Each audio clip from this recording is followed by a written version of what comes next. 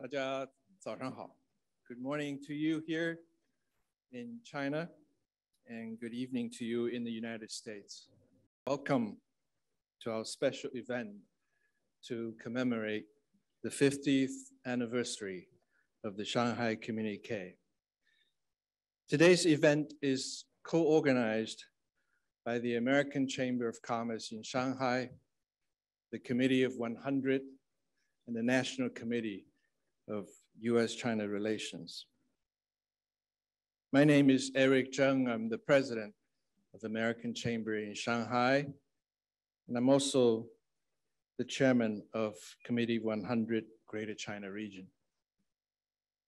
Our event is being held both online and offline, including an in-person audience here in Shanghai. And also we have over 900 participants online, both in China, in the United States, and in other parts of the world. Our event is sponsored by American Express, Citi, Element Asia Capital, FedEx, General Motors, Johnson & Johnson, and NYU Shanghai. I'd like to acknowledge two honored guests in our audience today here. Mr. Dave Milley, Chargé d'Affaires of the UN Embassy in China, sitting in the front. And also, 中国人民对外友好协会上海分会的常务副会长景莹女士. Madam Jing Ying, Executive Vice President of Shanghai People's Friendship Association. 50 years ago, this week, US President Richard Nixon made a historic first visit to China. During the last leg of his trip in Shanghai, President Nixon and Chinese Premier Zhou Enlai signed the Shanghai Communiqué on behalf of the two governments. The Shanghai Communiqué laid the foundation for the normalization of the relations between the United States and China. I still remember that cold winter day in late February 1972, when President Nixon was visiting Shanghai. I was a young student at a school a few blocks from Jinjiang Hotel, where the Shanghai Communiqué was signed. We were told to stay in school all day as the American president and his delegation were meeting with Chinese officials nearby. Back then, China was still in the middle of the Cultural Revolution, and America was still labeled as an imperialist. While most Chinese knew very little about President Nixon, there was a sense that something extraordinary was happening between the two countries. President Nixon's one-week visit to China 50 years ago changed the world. The rest is history. Our first speaker today needs no introduction. In July 1971, as National Security Advisor to President Nixon, he undertook a secret mission to China and held talks with Premier Zhou Enlai in Beijing. His secret trip to China laid the groundwork for President Nixon's historic visit to China in February 1972. In the past 5 decades, he has made numerous trips to China, both as a US official and as a private citizen, having made unparalleled contributions to the US and China relations. It is my great honor to introduce our speaker, Dr. Henry Kissinger. Great privilege to appear on this occasion to commemorate the 50th anniversary of the Shanghai Communiqué. The Shanghai Communiqué is one of the most extraordinary diplomatic documents in, I would say, history. But let me describe briefly what the background for it was. When President Nixon entered office, the United States and China had not had a sustained diplomatic dialogue for 25 years. From the beginning, President Nixon had decided that we should establish contact with China, and then through many complicated attempts, finally resulted in a channel that went from Pakistan to both Beijing and Washington. The fundamental intention of the strategy of dealing with China was to open the international system to one of its most important components historically and in reality, which was the People's Republic of China. And that was accomplished through these messages that went from Washington and Beijing via Pakistan to each other. So after my trip to China, which opened the door, there was another set of meetings which prepared the Shanghai Communiqué about in October of 1971. And it started with a normal communique type discussion, after which there was a Chinese proposal put forward by Chairman Mao that the discussion should state the differences between the two sides in order to highlight whatever agreements might be made. And therefore, the document that appeared, which I have mentioned, was a highly unusual one, was included a statement of opposing views on a number of subjects. But it also stated 4 or 5 agreements of great significance. A statement in which the United States affirmed that it would not challenge the concept of one China.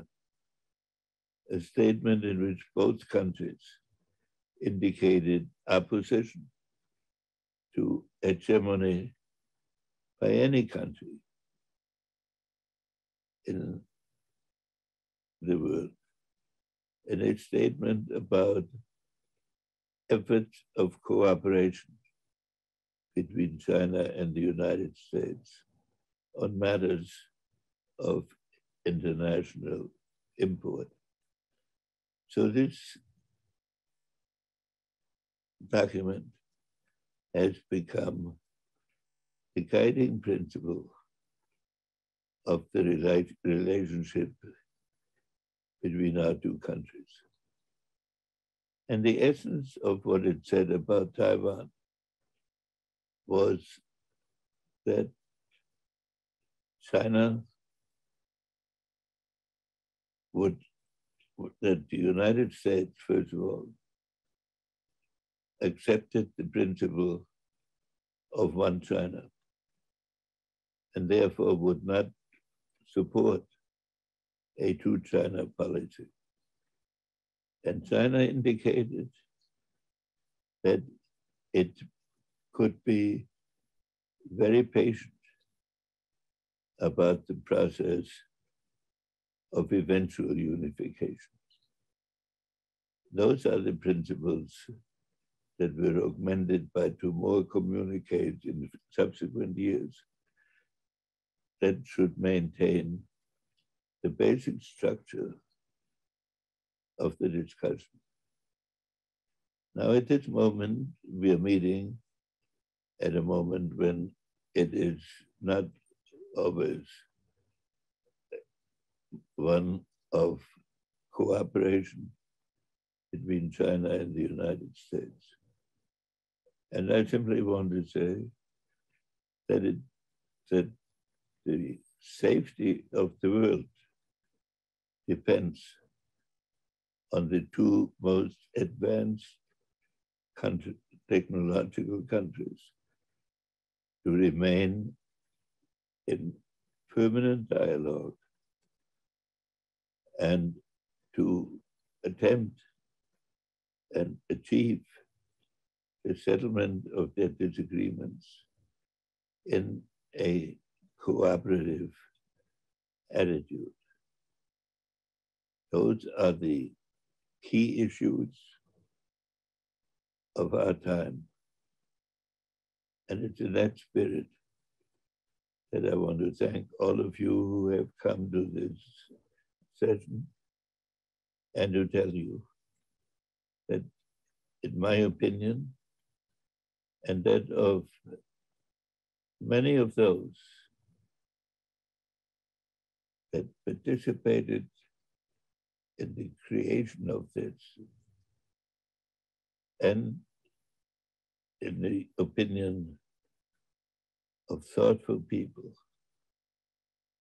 the key to international order is restrained conduct and peaceful discussion between these two great societies. Thank you for letting me come here. Thank you very much, Dr. Kissinger, for sharing with us your insight into the historical background of the Shanghai Communiqué and its relevance today as the guiding principle of the relationship between the United States and China.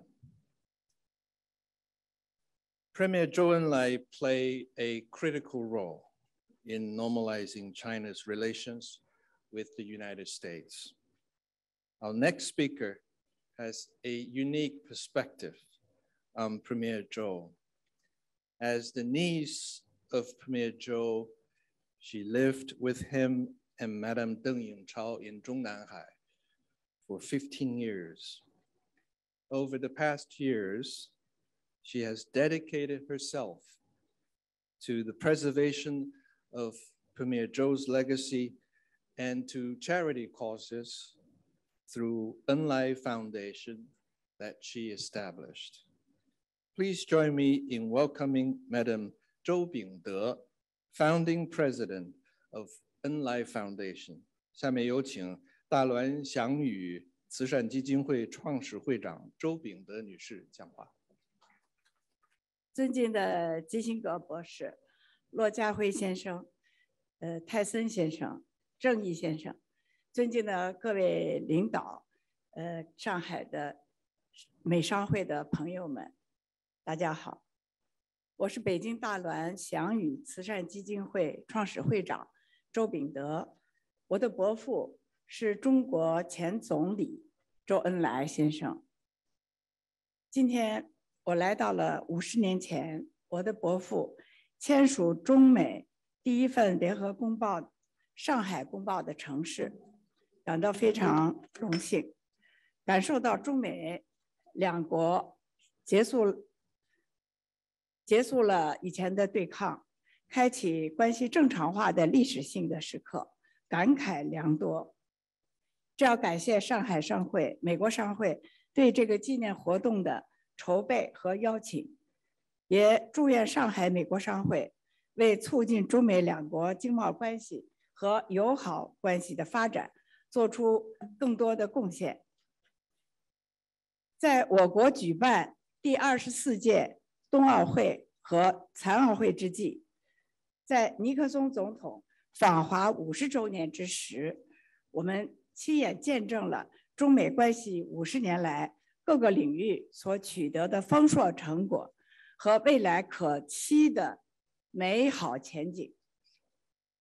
尤其是在经贸、投资、能源、基础设施和科学技术、文化和体育等各个领域，不得不更为由衷的钦佩毛泽东主席和周恩来总理，以及尼克松总统和基辛格博士的非凡的战略眼光和政治勇气。正是他们的高瞻远瞩和果断决策，奠定了今天的盛世。回忆50多年前的一次体育盛事，美国乒乓球队一次搭错车，启动了中美关系共同发展的正式车轮。尼克松总统访华这样一个破冰之旅，成为了深刻影响世界局势发展的一件历史性的大事儿。早在100多年前，刚刚100年前，23岁的周恩来在欧洲留学的时候，就曾经在信中写道，计划入大学读3、4年，然后去美读书1年。但是因为形势的变化，他没有能够赴美留学。但是呢，他始终没有停止过对美国的观察与思考。抗日战争这个国共合作的时候期间啊，美方呢在与延安的中共中央有过一段关系密切的交往。毛泽东还热情接待了美国派到延安的美军观察组，称其为战友。当时周恩来又作为中国共产党的代表，在武汉、重庆、南京等地，包括与美国的驻华大使等各方面的美国朋友啊，也有了多方面的交往。1947年，正当我们在解放战争激烈的时候，周恩来在百忙当中指示有关人员编写一本全面介绍美国的著作，叫做《美国手册》，并且在新中国刚刚成立的时候就出版发行了。新中国成立以后，周恩来主管着中国的外交。1972年以前，中美双方总体是处于对立的状态，还没有外交关系啊。1955年的亚非会议呢，有几个不友好的国家在会上发表了一些攻击中国的言论。周恩来继席发言，只用了18分钟，讲了求同存异的道理啊，国际和平的必要性。在会上，他发表了题为“中国愿意就台湾地区问题同美国谈判”这样一个声明，说中国人民同美国人民都是友好的，中国人民不要同美国打仗。中国政府呢，同意美国政府坐下来，愿意同美国政府坐下来谈判，讨论和缓远东紧张局势的问题，特别是和缓台湾地区紧张局势的问题。这个简短的声明产生了巨大影响，受到了广泛的报道和普遍的欢迎，并且延续至今。直到1972年2月21日，周恩来在欢迎尼克松访华宴会上发表了中美友好往来的大门终于打开了这样的一个欢迎词，其中再次强调美国人民是伟大的人民，中国人民是伟大的人民，我们两国人民一向是友好的。在欢迎宴会上，还特别安排了乐队演奏了美国的《阿梅利加》和《牧场上的家》这2首美国乐曲。尼克松在晚年回忆录上说道：“他做了这样的描写哈，说当我听到了这首熟悉的美国民歌时，心头不禁涌起一股暖流，因为这首曲子呢，正是我在就职仪式上选择演奏的乐曲。可惜呀，在这个之后的4年，周恩来离开了我们，但是他的思想和品格得到了世界上很多国家政要和人民的认可和颂扬。我想他与毛泽东主席、尼克松总统和基辛格博士等等一样，希望中美两国能够求同存异，长期友好下去。正如尼克松总统在50年前欢迎晚宴的祝酒词中热情洋溢地说：“我们在这里已经1周了，这是改变世界的1周。”中美关系的坚冰已然消融，两国关系开始走向了新的纪元。这50年的历史经验也无数次的证明，作为当今全球最大的2个经济体，虽然中美之间仍然存有一些分歧，但更多的是有着巨大的共同利益。合则两利，斗则两伤。只有相向而行，经营好中美关系，相互尊重、平等互利、合作共赢，才是两国人民民心所向，也是国际社会的普遍的期待。中美两国关系无论过去、现在还是将来，无论遇到了多大的困难和障碍，还是要按照一向友好的两国人民的意愿去办，只有这样才能够向着正确的方向发展。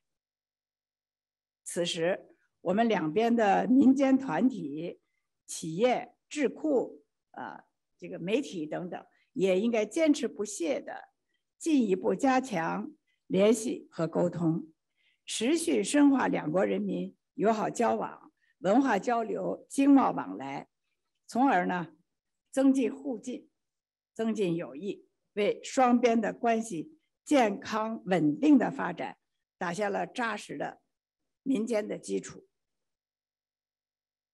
并起到了积极的正向推动作用。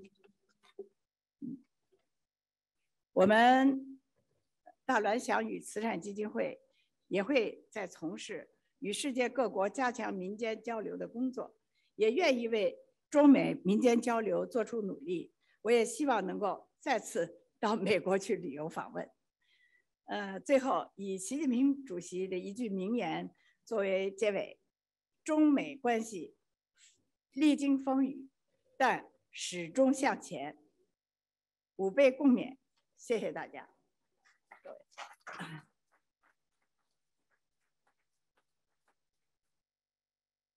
谢谢周会长。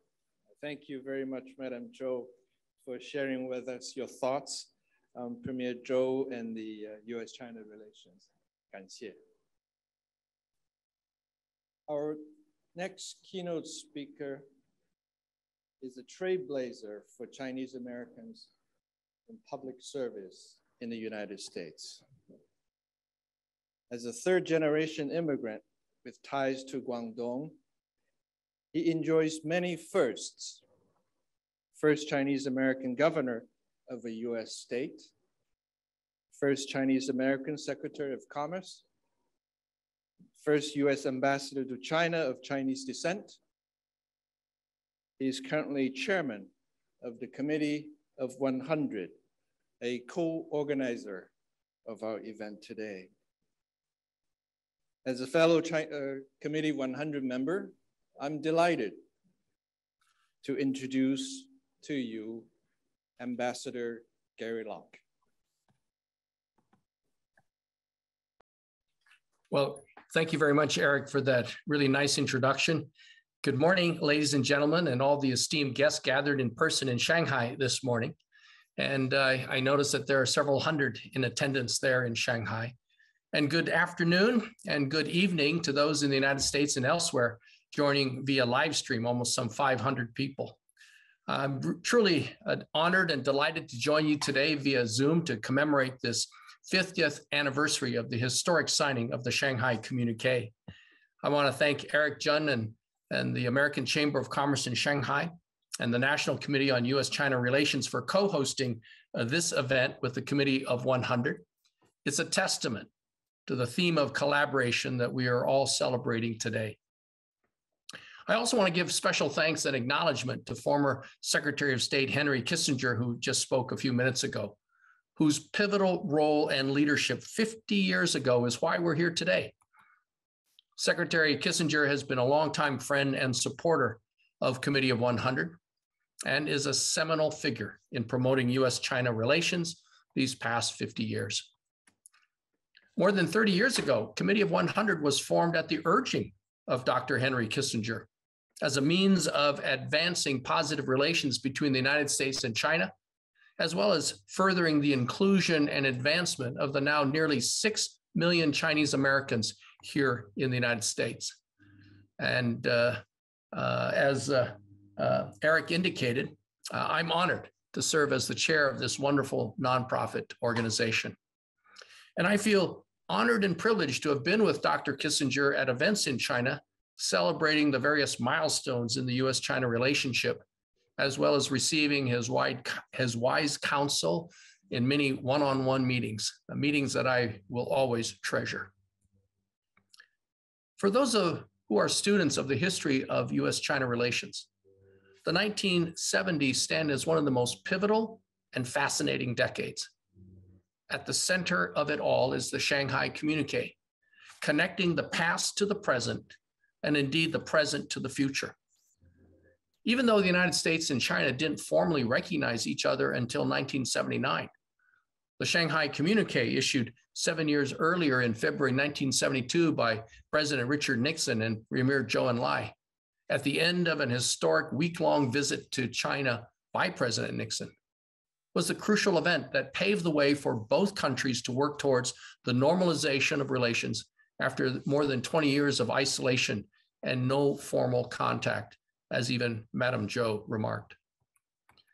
Students of history know, of course, that the signing of the Shanghai Communiqué itself was preceded by what we now call ping pong diplomacy, when Chinese and American table tennis players struck up a friendship at the World Table Tennis Championship in Nagoya, Japan in 1971.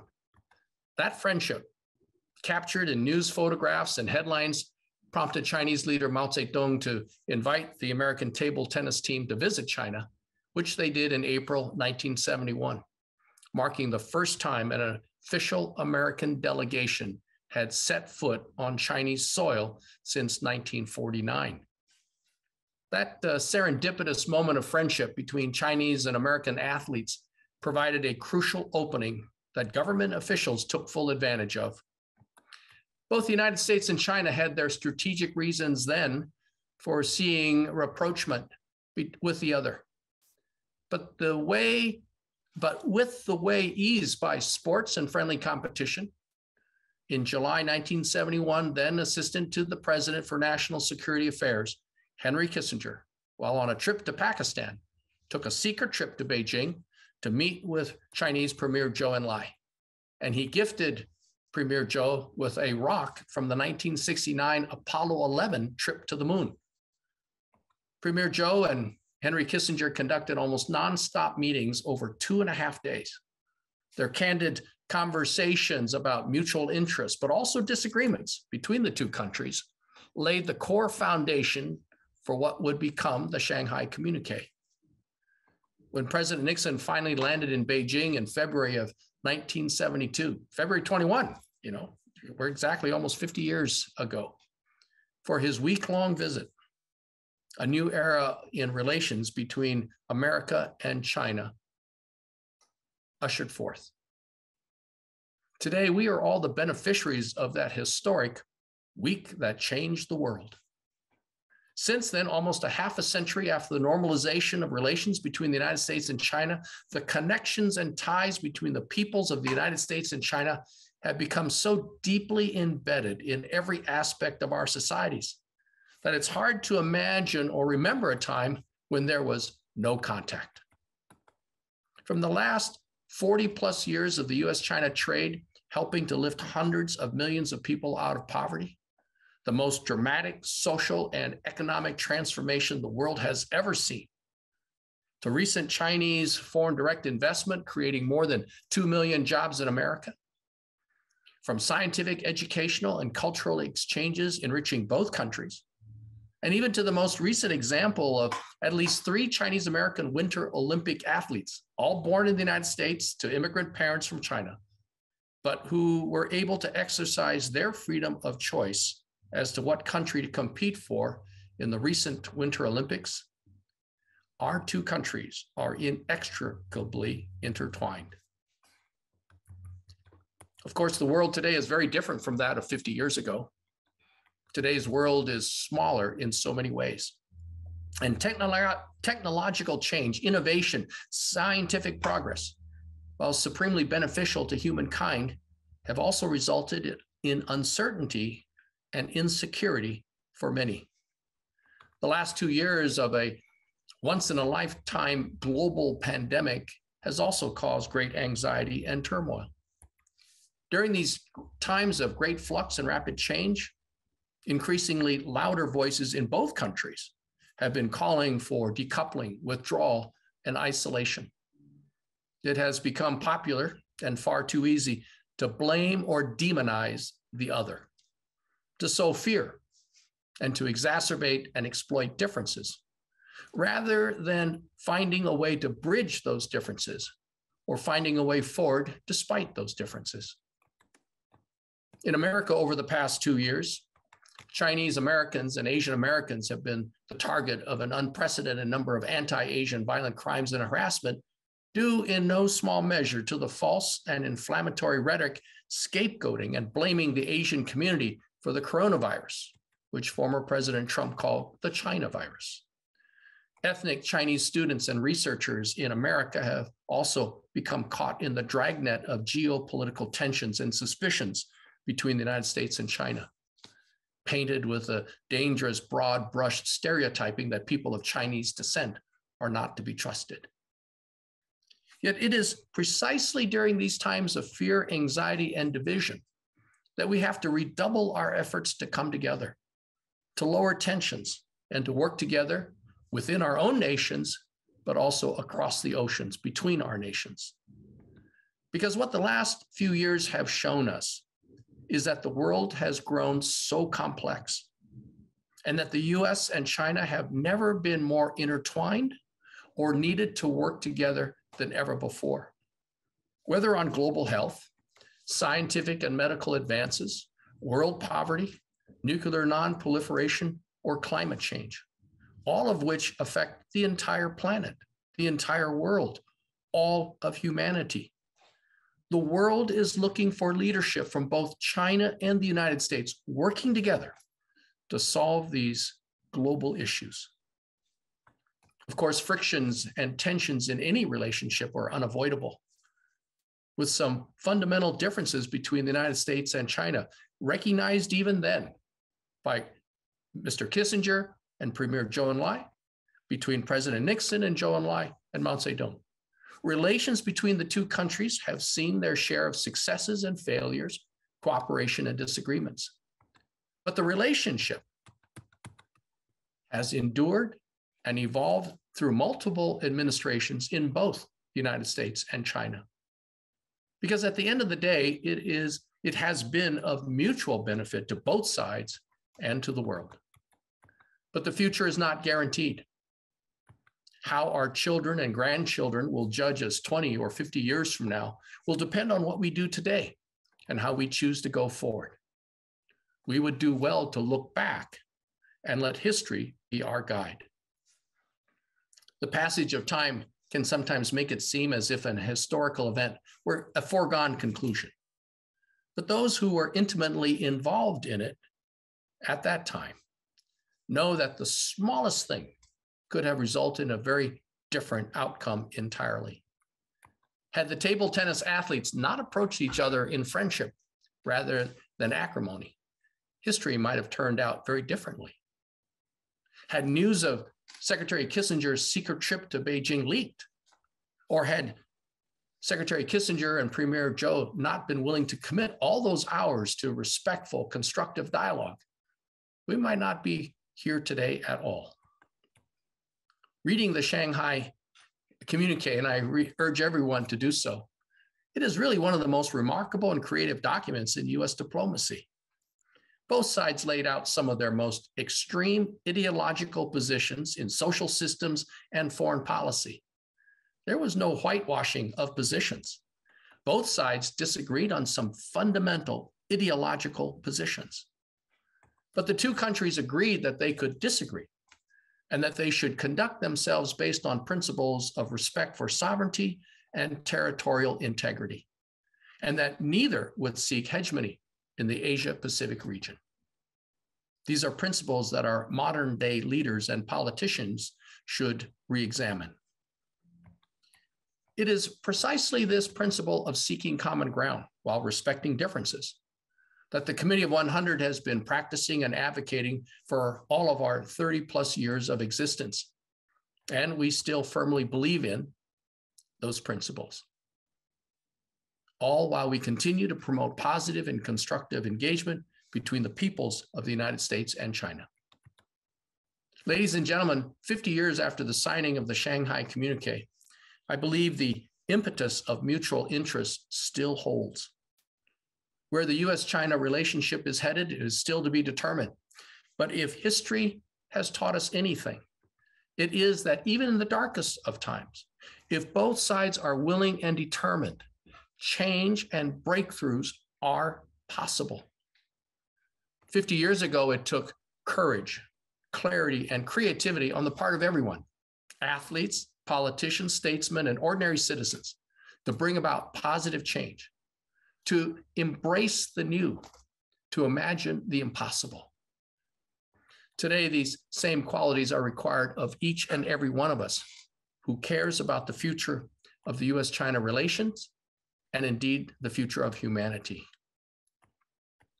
Who is to say that a friendship started today between a person from America and a person from China, rooted in mutual respect for the humanity and dignity of each other, maybe over dim sum lunch with, in Cantonese, we call it cha siu bao, won't be the seed that sparks cooperation and a transformational endeavor or discovery and positive change for the future.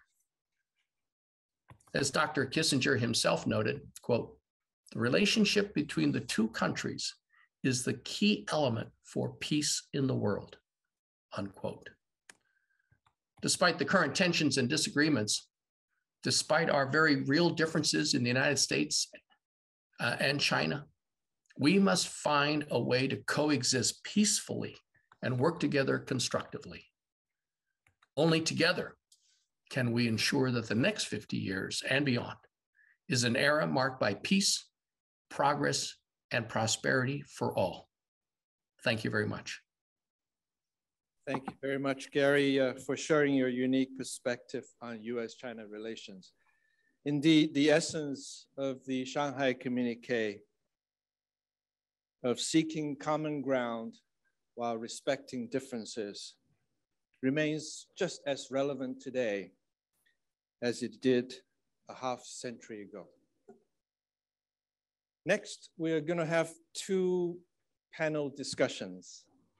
The first panel will focus on the US-China diplomatic relations, and it will be moderated by Steve Orlins.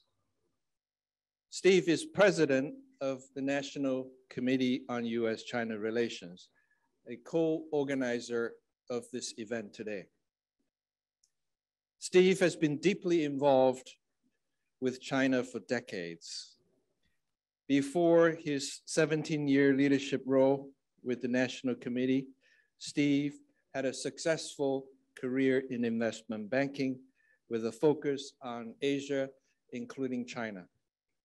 Early in his career, he worked for the US State Department, and Steve is joining us from the US by Zoom. Over to you, Steve. Great. Well, I see a lot of old friends in the audience today in Shanghai. All I can say is I miss you all, and I hope that at some point I'll be able to see you in person again in Shanghai. It's been the longest period of time I have not been in China since 1979, and my heart breaks a little every week. You must wonder why I'm sitting here in a tuxedo and a red bow tie, which I normally wear at the National Committee's annual dinner. That's because I'm at, as you can see in my backdrop, I'm at the Nixon Library, where we are celebrating the Shanghai Communiqué. In a few minutes, when we're done with this panel, I will go upstairs and I will experience the dishes which were served at the Great Hall of the People by Premier Zhou to President Nixon and Secretary Kissinger in a way for the celebration. While we should be completely celebratory, I have to start the panel by saying I am deeply, deeply worried that the 50 years of the framework that Secretary Kissinger and President Nixon put in place is being jarred by Russia's invasion of Ukraine, the deaths that are resulting as we're holding this meeting, and China's position on that. It really is raising questions which this fabulous panel that we're going to have will discuss. We have got a 5-star panel of great, great diplomats and one of Shanghai's great scholars on US-China relations. You have their bios. I'll just briefly introduce B. Camp, who is now editor of American Diplomacy. You all know her as the one of the consuls general in Shanghai, and was the first woman and first public diplomacy officer to lead a US consulate in Shanghai. We have Huang Renwei, who is in Shanghai, who is the executive vice president of the Fudan Institute of the Belt and Road and Global Governance. He's held many hats over many years, including being vice president of the Shanghai Center for International Studies. Ken Jarrett, of course, was formerly president of the Shanghai Chamber and consul general, and Susan Thornton, who is now, I should add, give Ken his commercial. He's now senior advisor at Albright Stonebridge, and Susan Thornton is now a senior fellow and visiting lecturer at the Yale University Law School's Paul Tsai China Center. She, of course, her storied diplomatic career was capped by her role as acting assistant secretary of state for East Asian and Pacific affairs. But let me start with Ken to because there's a lot we can learn about what we should be doing today based on what was going on in 1972. So let me start with Ken Jarrett and ask, Ken, can you lay the diplomatic strategic scenario for what took President Nixon and Secretary Kissinger to Shanghai? Well, to start by setting the context and giving some background, we know that President Nixon had been thinking about China because back in 1967 in a Foreign Affairs article, he had already written about the importance of some kind of accommodation between the two countries. But his attention to China was sharpened by some domestic challenges that he faced in 70 and 71. Economically, in 1971, the US economy was not doing well. It suffered from high inflation. The Nixon administration had imposed wage and price controls, taken the United States off of the gold standard, decisions that were described as a Nixon shock. So you had an economy that was troubled. When he came into office, he had pledged to get the United States out of Vietnam.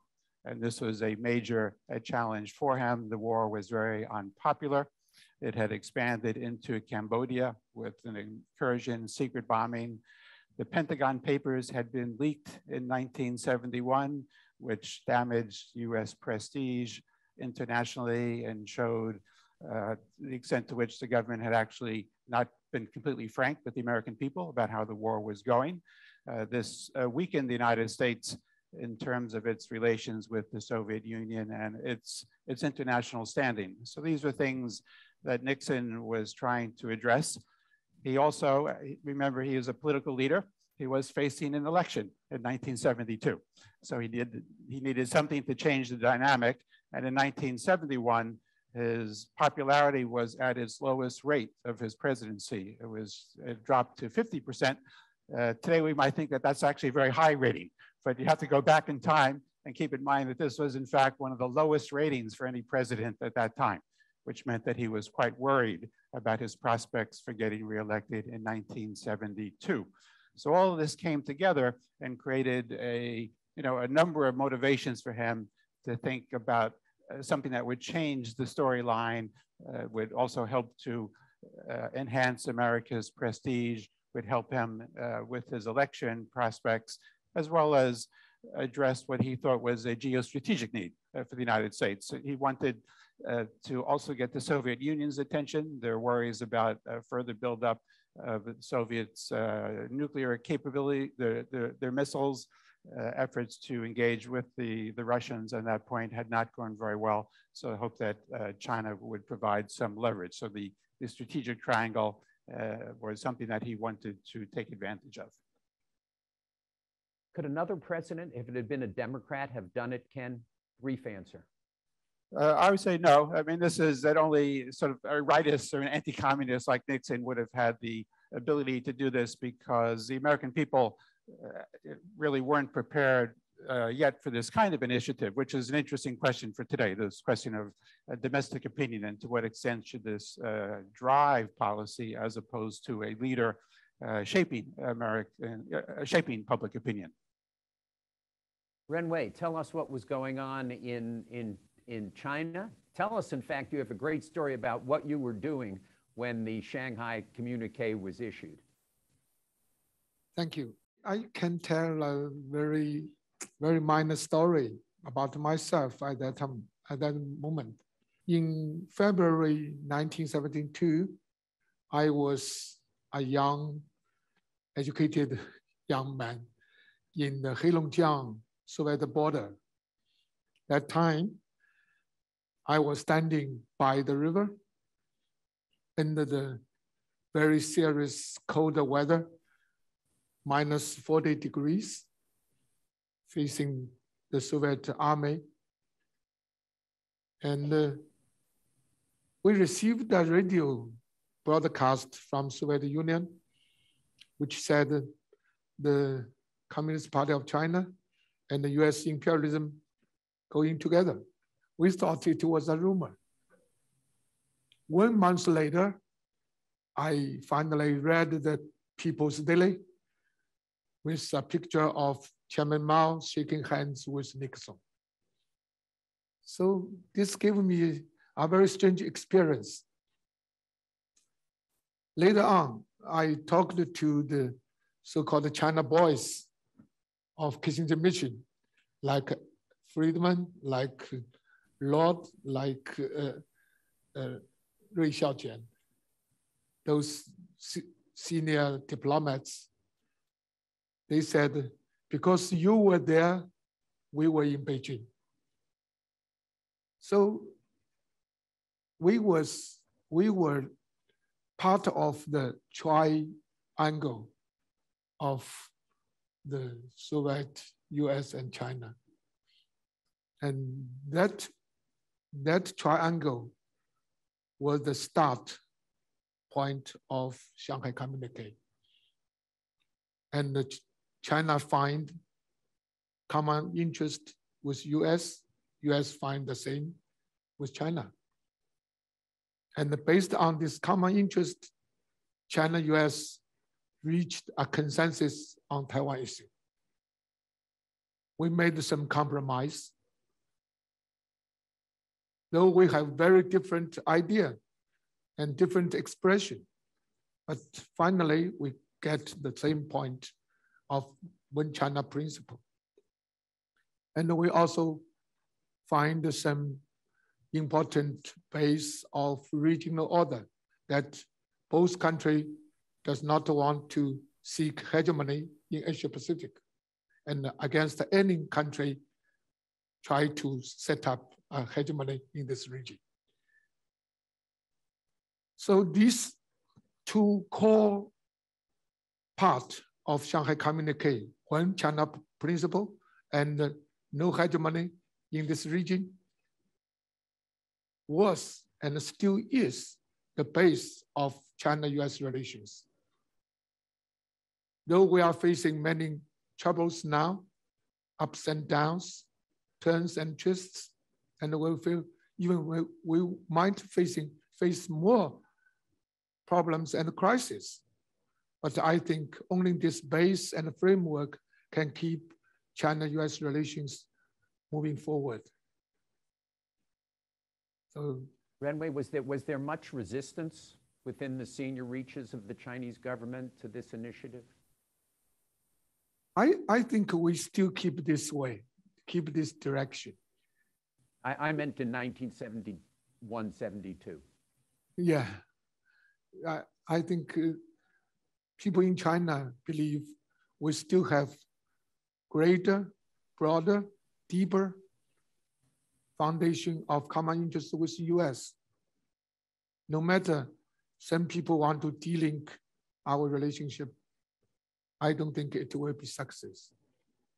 Well, China at that point was supplying the Viet Cong with equipment to fight the Americans. You know, there could have been considerable resistance. It was driven, I assume, by the fear of the Soviet Union. That time we were really facing the very, very serious threat from Soviet Union. And Mao Zedong saw this for several years, how to change the environment of China outside.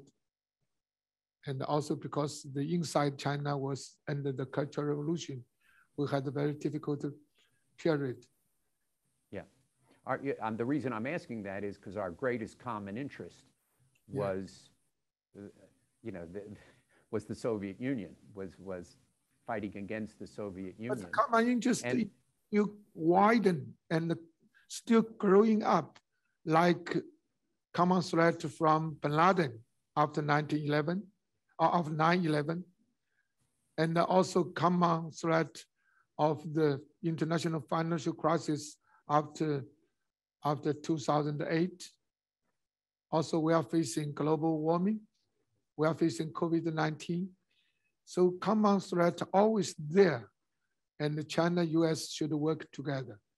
This is spirit. I agree with that. The point I'm leading to, which will come up in later questions, there's a great irony in events over the last 24 hours that the Soviet Union pushed us together, and the Russian Federation, or China's stand on the Russian Federation's invasion of Ukraine, may push us apart, that it may change the structure, but we'll get to that in a later question. B, you in your diplomatic career, you had 3 decades in China almost. Tell us about what kind of the beneficial results of the Shanghai Communiqué were in your kind of experience as a diplomat in China. What were the highlights? Okay, well, thank you, Steve, and hello, Shanghai. It's good to be back in the family, however, remotely. My first assignment in China started in 1984, and then I had a large gap before I returned to Shanghai in 2008. So it was a very dramatic gap with many things that happened. The thing about cultural and educational exchanges is that it's a long-term process. There's no dramatic moment you can point to, and it rests on many shoulders. But there's still some pretty good examples. And of course, the best is shown in the student numbers. During my first assignment in 1984, naive young Americans were flocking to China for teaching jobs, not knowing exactly what they were coming to. And they were also coming to the embassy for curricular materials. 25 years later, I was in Shanghai when NYU and Duke broke ground for campuses there. So huge changes in those 25 years. China's initial plan was to send 500 students to the US in specific scientific and technology fields. The US government realized that the Soviet model, which is one Russian for one American, would not work. There were only 100 Soviet scholars in the US in 1978, and compare that with a year later when there were already 2,000 Chinese students. The number rose to 63,000 in 2001 and peaked at 373,000 in 2019. And these students had a huge economic impact, as well as in business, research, venture capital, the arts, you name it. And in the other direction, normalization opened the door for schools such as Oberlin, Yale, and Princeton to resume programs that had left 30 years earlier. And of course, the Fulbright program, sadly now in abeyance, had notched many successes as well. Of course, there were many other US government-funded exchanges going on, sending scholars and others to the US and bringing speakers to China. One speaker that sticks in my memory from the early 1980s was historian John Toland.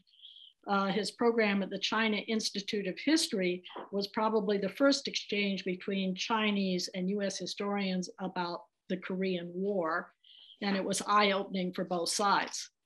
And I traveled to Shanghai when a group of famous American writers, including Toni Morrison and Allen Ginsberg, met with Chinese writers.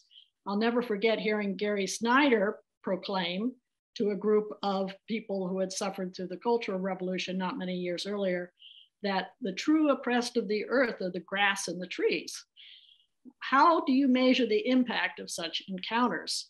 We never know for years, and sometimes we never know, but the people who were involved are greatly impacted, greatly affected by that. And I would also like to include cooperation in science, the environment, and health. The US Energy Department's Princeton Plasma Physics Laboratory worked together with the Hefei Institute of Plasma Physics on fusion reaction research. I was completely amazed when I visited that center in Hefei and saw how they were working together. And our EPA collaborated with the Shanghai EPA on Air Now monitoring in Shanghai, and American CDC personnel assigned to China had their office within the Chinese CDC, working together on avian flu, as well as collaborating on disease response in Africa and elsewhere. This kind of cooperation has now been halted to the detriment of the whole world. One other notable event for me was the return of the ashes of John Leighton Stewart, the last US ambassador in 1949, who had been scorned years earlier by Mao, who wrote his famous piece known by Chinese school children as bi-lateral dung. And we were able to return the ashes, his ashes, to his birthplace in Hangzhou, a very positive gesture that was aided by Xi Jinping, who had been the former party secretary in Zhejiang. And at the cemetery, we were surprised by a group of Yenjing University alums from the 1940s who had hidden a tape recorder playing Amazing Grace in the bushes. I don't know how they knew that this was going on, but it showed their affection and memories for this former leader of their university that had been founded by Americans. And because AmCham and the Committee of 100 were so deeply involved in US participation in the Shanghai Expo, I'll end by mentioning the visit of Hu Jintao to our pavilion.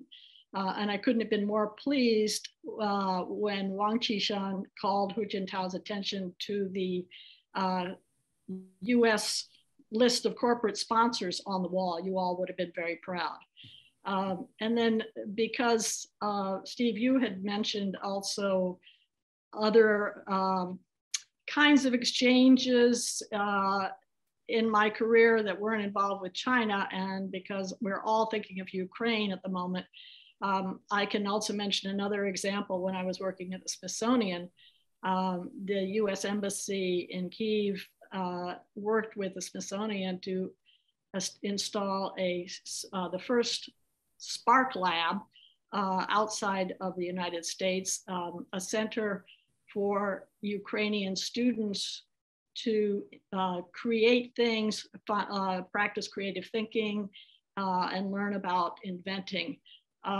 So there are many projects that, again, it's hard to tell at the time, but they have lasting impact.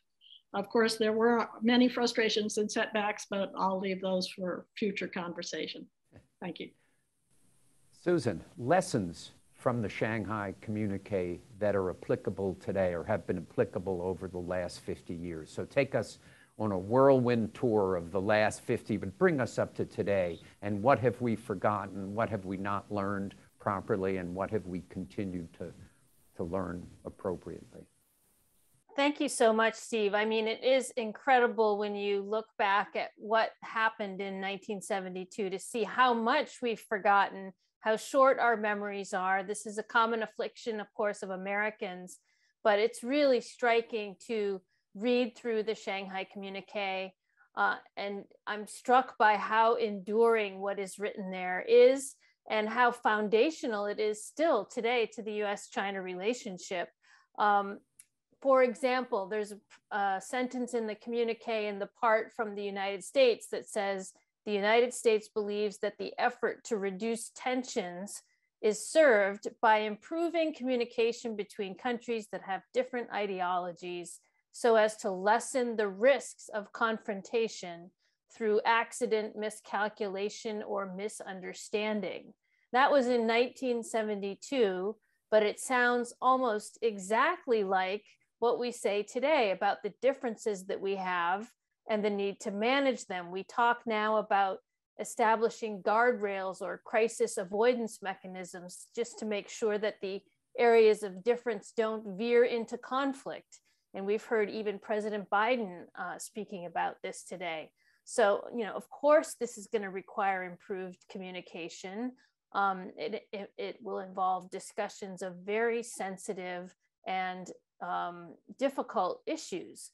And our officials who were doing this in the past are unfortunately no longer very seriously engaged in doing so. A lot of the mechanisms that were set up to take on these kinds of hard conversations have atrophied. And I think, you know, this will need to change. Just this morning, I was on a conversation among former US and Chinese officials about a crisis scenario, an accident between our two militaries, and how to keep it from escalating.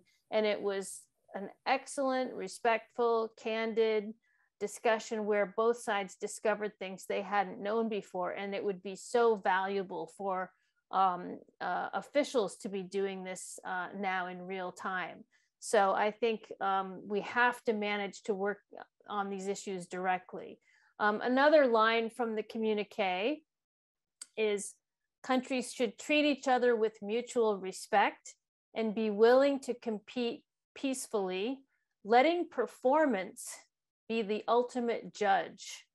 Now, this speaks to the issue of competition between China and the United States, which has clearly always been there.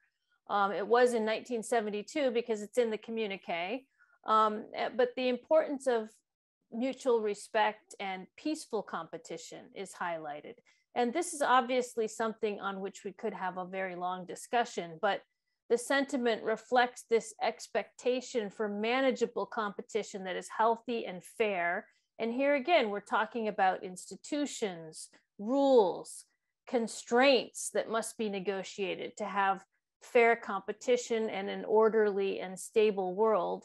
And I was struck by Dr. Kissinger's points with respect to this, that, you know, he noted that we have to have, you know, constraints, restraints, and discussions in order to have the kind of world that we want to have ordered.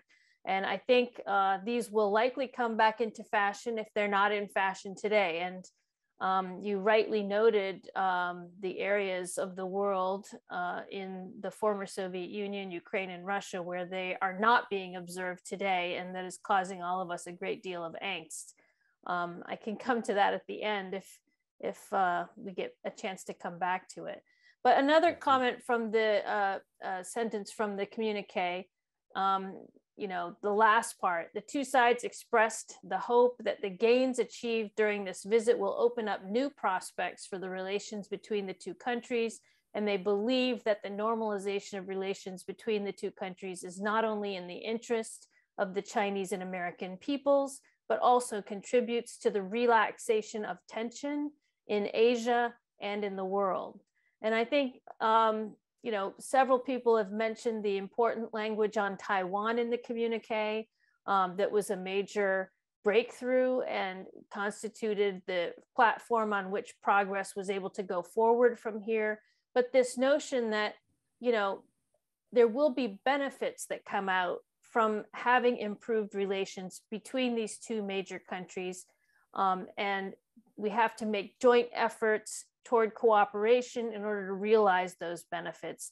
And what this really says to me is that the framework of the US-China relationship was basically set in the Shanghai Communiqué and has never really changed. It remains the same today. We have differences and we have areas of competition, but these should not spur confrontation or conflict. If we make serious efforts at managing and narrowing those differences and keeping competition within rules and bounded. But to balance this, we do need to focus on the gains we can achieve together and seek them out and pursue them with complete determination. And I think the structure is there in the communique as it is with us today. We have the Biden administration's framing of cooperate, compete, and confront. I know that Chinese counterparts don't like the last word, confront. A few administrations ago, we used the word candor, which was sort of code for the same thing. But with Foreign Minister Wang Yi's advocacy also of dividing issues in US-China relations between three lists: issues for collaboration, issues for negotiations, which is the competition part, and then issues for management, which is the, you know, reserving our differences. You know, we have to manage our differences and talk about them and make sure they don't get out of hand. So I think this is the reality of the complex relationship between the US and China. It was the reality in 1972. For me, the Nixon visit shows what you can do with political will and determined leadership. Someone mentioned courage and bravery, which I think can certainly make a difference. But I don't think we're fated to stay stuck on the track we're on. We can change things, and I think we need to focus on how to do that. The people who want to ask questions who are online, please use the Q&A function and I can see those questions. In fact, we have a question that kind of comes from the other side, so to speak, from Joe Bosco, who says, are there no second thoughts about how things have turned out? You know, after all, Nixon himself said we might have created a Frankenstein. Any second thoughts? Ken, Renwei? Well, I don't think there's a deadline, right? I mean, what do you mean how things have turned out? Has history ended and we're all now just fated to be suspended in animation? The last 50 years. So are we in a, I think he's asking, maybe he'll put it, you know. What's associated with this notion that it was the biggest geostrategic blunder. This is how it's described in some of the recent analyses of the document. But to Susan's point, at what point in history do you decide that you're going to make a definitive judgment? Maybe 100 years from now, we'll conclude that actually was in fact brilliant. But the fact that for most diplomatic communiques, they're immediately forgotten. This one is still very much remembered. This says something about the value of the communique. It did create the structure that both governments turned back to constantly. It's true that it was built upon, because there was the normalization document of 79 as well as the 82 communique. So it wasn't that the Shanghai Communiqué was the only document that created the framework, but it was the starting point, and it did make this key contribution of helping guide the management of differences and still allow for work to move forward in areas where the two governments can cooperate. And that's, as Susan mentioned, these are themes that are very much with us to this day still. Yeah, I would second that. I think the cooperation that we have seen in these 50 years far outweighs the conflicts, and that we still have a long way to go. We, particularly in areas like health and in the environment, we need to keep on with the dialogue, keep on with the cooperation. Renwei? I believe Shanghai Communiqué made a very far sight base, like Susan just now mentioned. Many words, many paragraphs in the document was so far sight, and like just happened today. So we should, we need to read this document and find what we should. Many people now change their mind, believe the ideological elements is the basic element of our bilateral relations. Actually, Nixon and Mao Zedong already solved this issue. Okay. Yeah, I think, but I mean, it's interesting. I mean, it strikes me as one of the great documents of history, you know, just genius. And what I guess, because when I first went to Asia at that time, and a lot of my classmates were dying in Vietnam. Obviously, China then had a war with Vietnam, but after that, so from 1979 till now, we've basically had peace in Asia. And if you look from prior to 79, you know, tens of thousands of American soldiers dying. And we tend to lose sight of that in the discussions of the structure that was put in place by the Shanghai Communiqué. It's not only the lifting of hundreds of millions of Chinese out of poverty and all the economic growth and the things that have occurred, but we have basically had peace. Let me ask, I'm being told we're running out of time. Is that possible?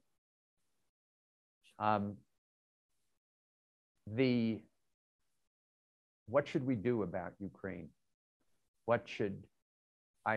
As I said at my opening, I am deeply worried that the Chinese government violation of its own principles of, as was said earlier, territorial integrity and sovereignty will create a rupture in US-China relations.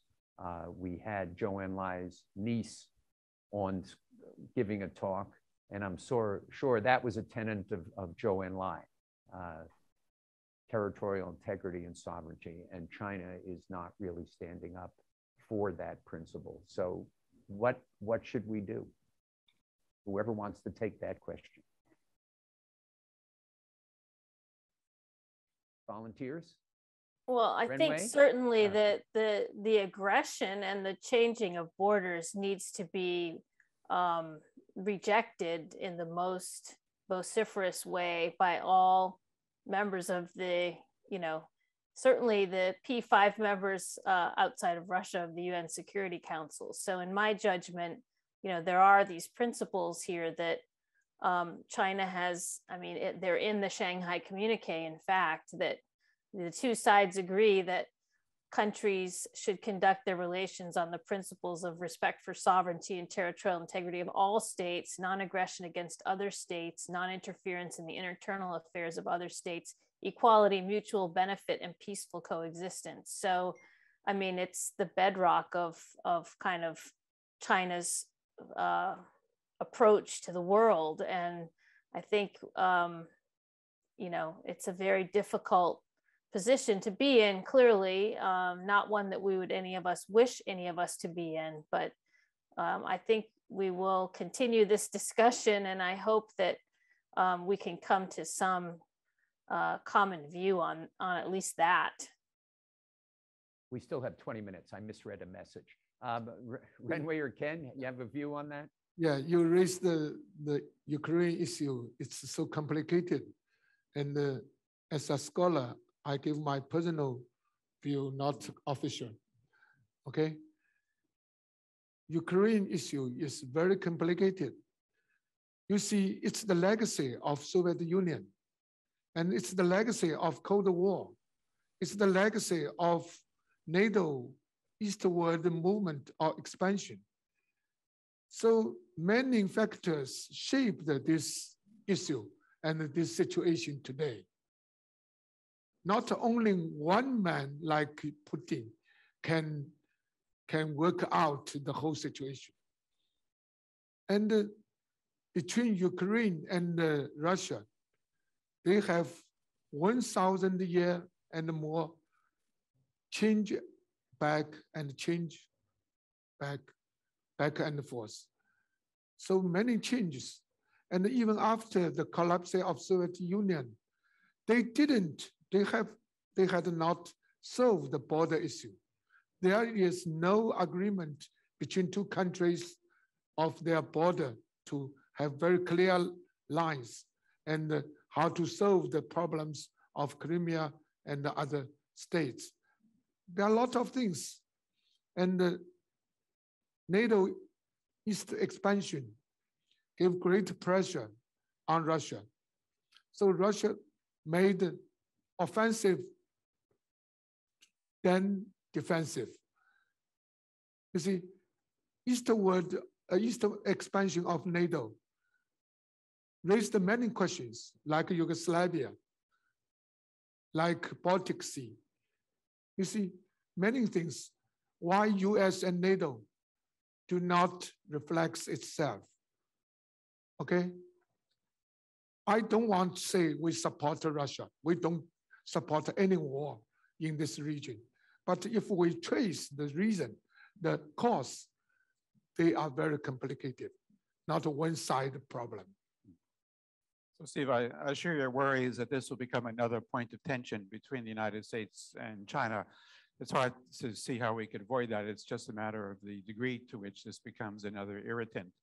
And we'll have some opportunities in the days ahead to see what further statements China makes. I presume that the UN Security Council will take up some kind of resolution, even if Russia vetoes it.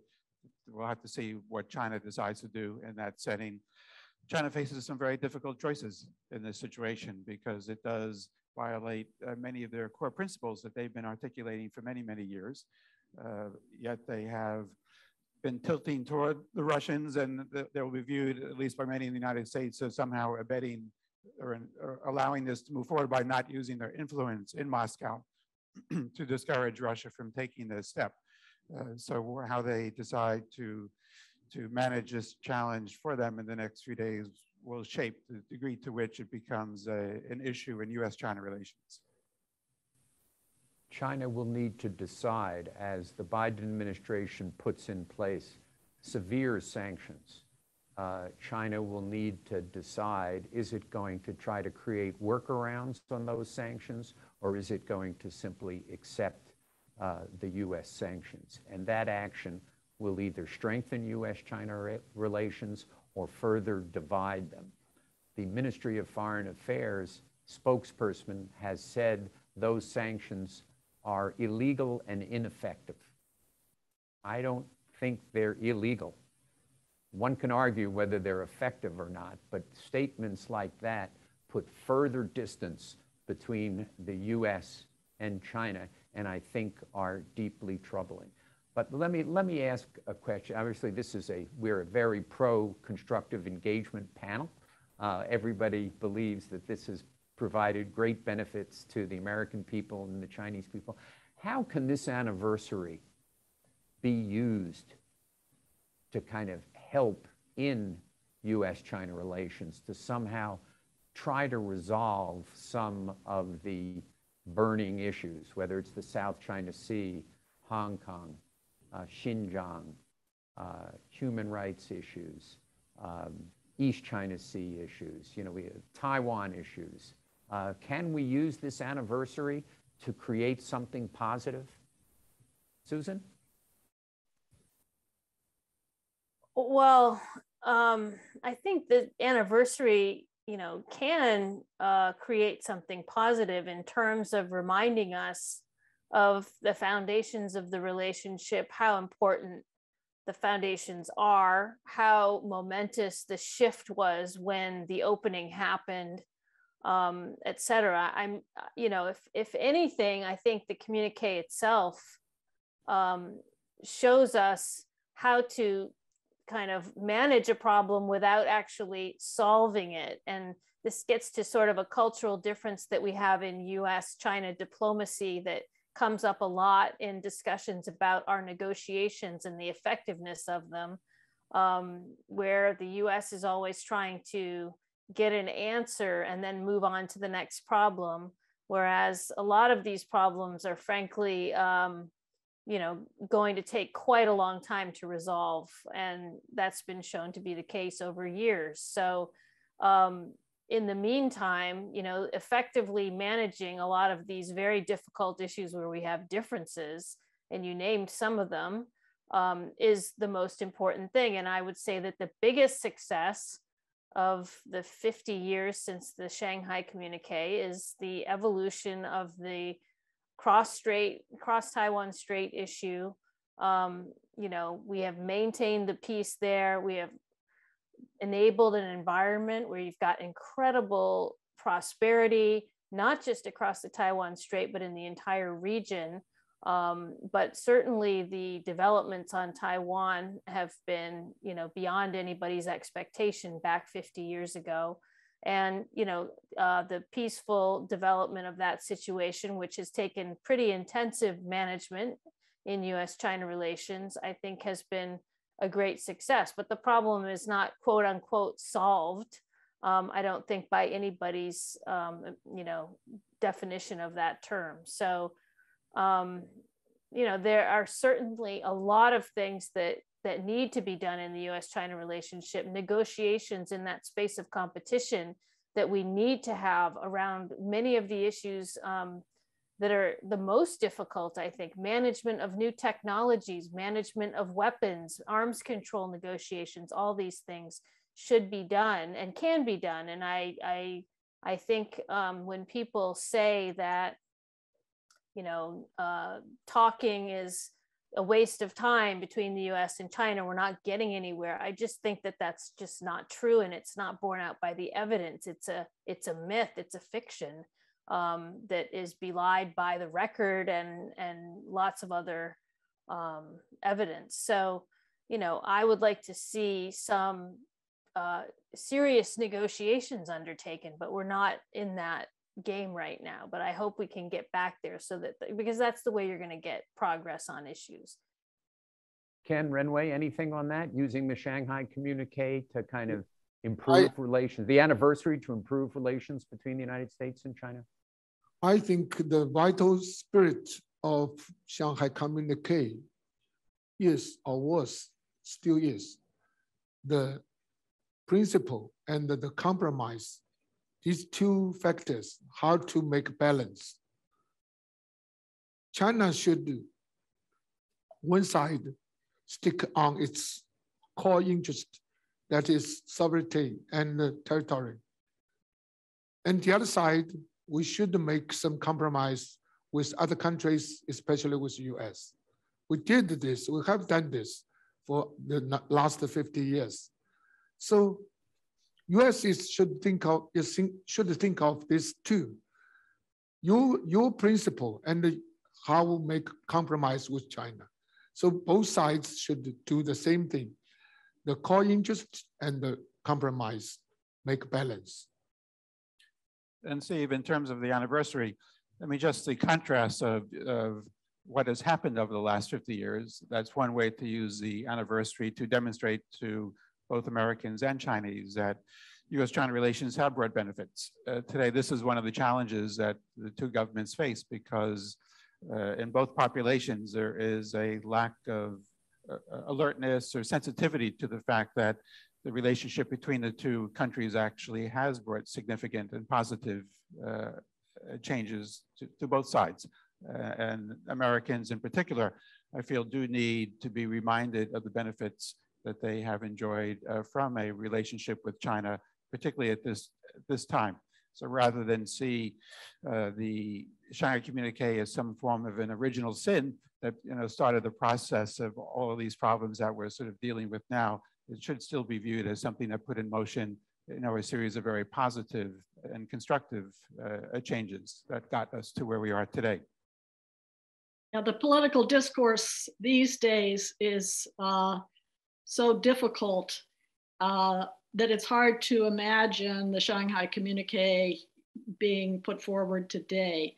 But I have to agree with Ken and Susan, that it using the example, the shining example of when we do agree and what we get out of that agreement is perhaps the legacy that we want to take forward, that we can deal with each other with mutual respect. And even though we have differences, we can move ahead. Yeah, I mean, everybody should go back and read the communique. I think that's been suggested by a lot of the panelists because it lays out all of the places where we disagree, which were completely, they were fundamental. And then says, but in the interest of world peace, in the interest of a whole variety of results, we should establish liaison offices in each other's capitals. We should do the following things and work together. Question from Bill Armbruster from the audience. Will the Russian invasion of Ukraine affect China's calculus with respect to Taiwan?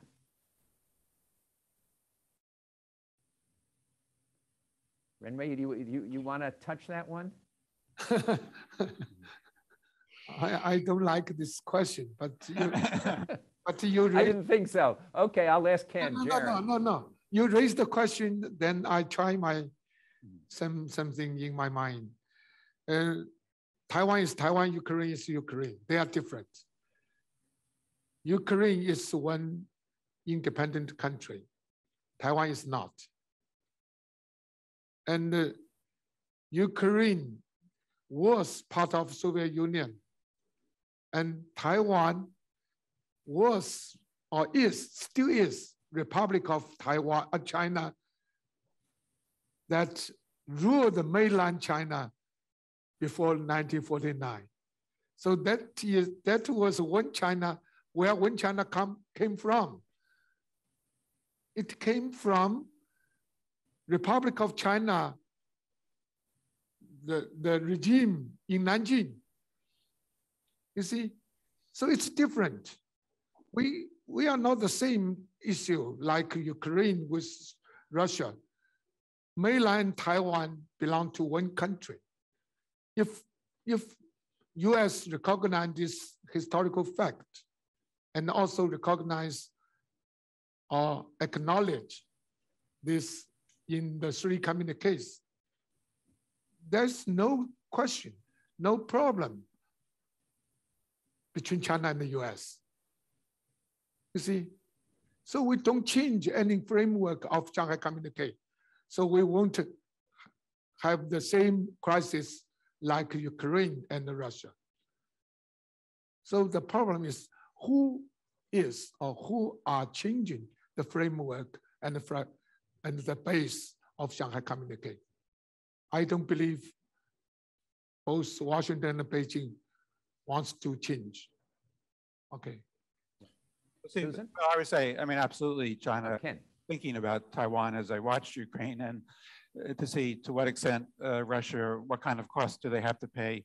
I don't subscribe to the notion that China is going to move on Taiwan while the West is distracted by Ukraine. That doesn't strike me as a likely scenario. But China definitely will take some lessons from the reaction to how this situation plays out in the Ukraine. Susan? I mean, it strikes me that the approach of Vladimir Putin to Ukraine is to make it into a military objective and a military problem and a question of taking territory and subduing a population. And I don't think that that is China's first choice for how to deal with Taiwan. And I don't think they see it as a military objective, at least not in the sense that I think Vladimir Putin is currently looking at Ukraine. And I think there is a lot more space on the Taiwan question to work over a period of time to resolve it peacefully. And I think that the leadership in China, the government of China, the people of China certainly would prefer that scenario vastly to the one they see unfolding in Ukraine, no matter how they view the Western response, because it's going to be terribly costly for many, many people. So I think that demonstration will be one result of this escapade of Vladimir Putin's that might be helpful actually to the Taiwan situation. B, anything on that one? No, I think that they will be looking at the world reaction to what Russia is doing in Ukraine, and will take that under advisement and adhere to the principles or straddle the principles, perhaps giving Russia some support, but at the same time realizing that the whole world is watching. Yeah, it looks like when all is said and done, there'll be 3 countries in the Russia coalition: Iran and China and Russia itself, except for the dependent republics that Russia controls. But that will not, in my view, be a happy moment for U.S.-China relations. And I hope that the Chinese government folks who are on this call hear that message quite clearly, because it is, for someone who has supported constructive engagement as strongly as I have over a long period of time, this failure to condemn Russian aggression, even with Renwei's explanation that it is complicated. This is not complicated. This is a member of the United Nations. This is a sovereign country. Zhou Enlai would be crystal clear on what China would need to do. So I think we're just about out of time.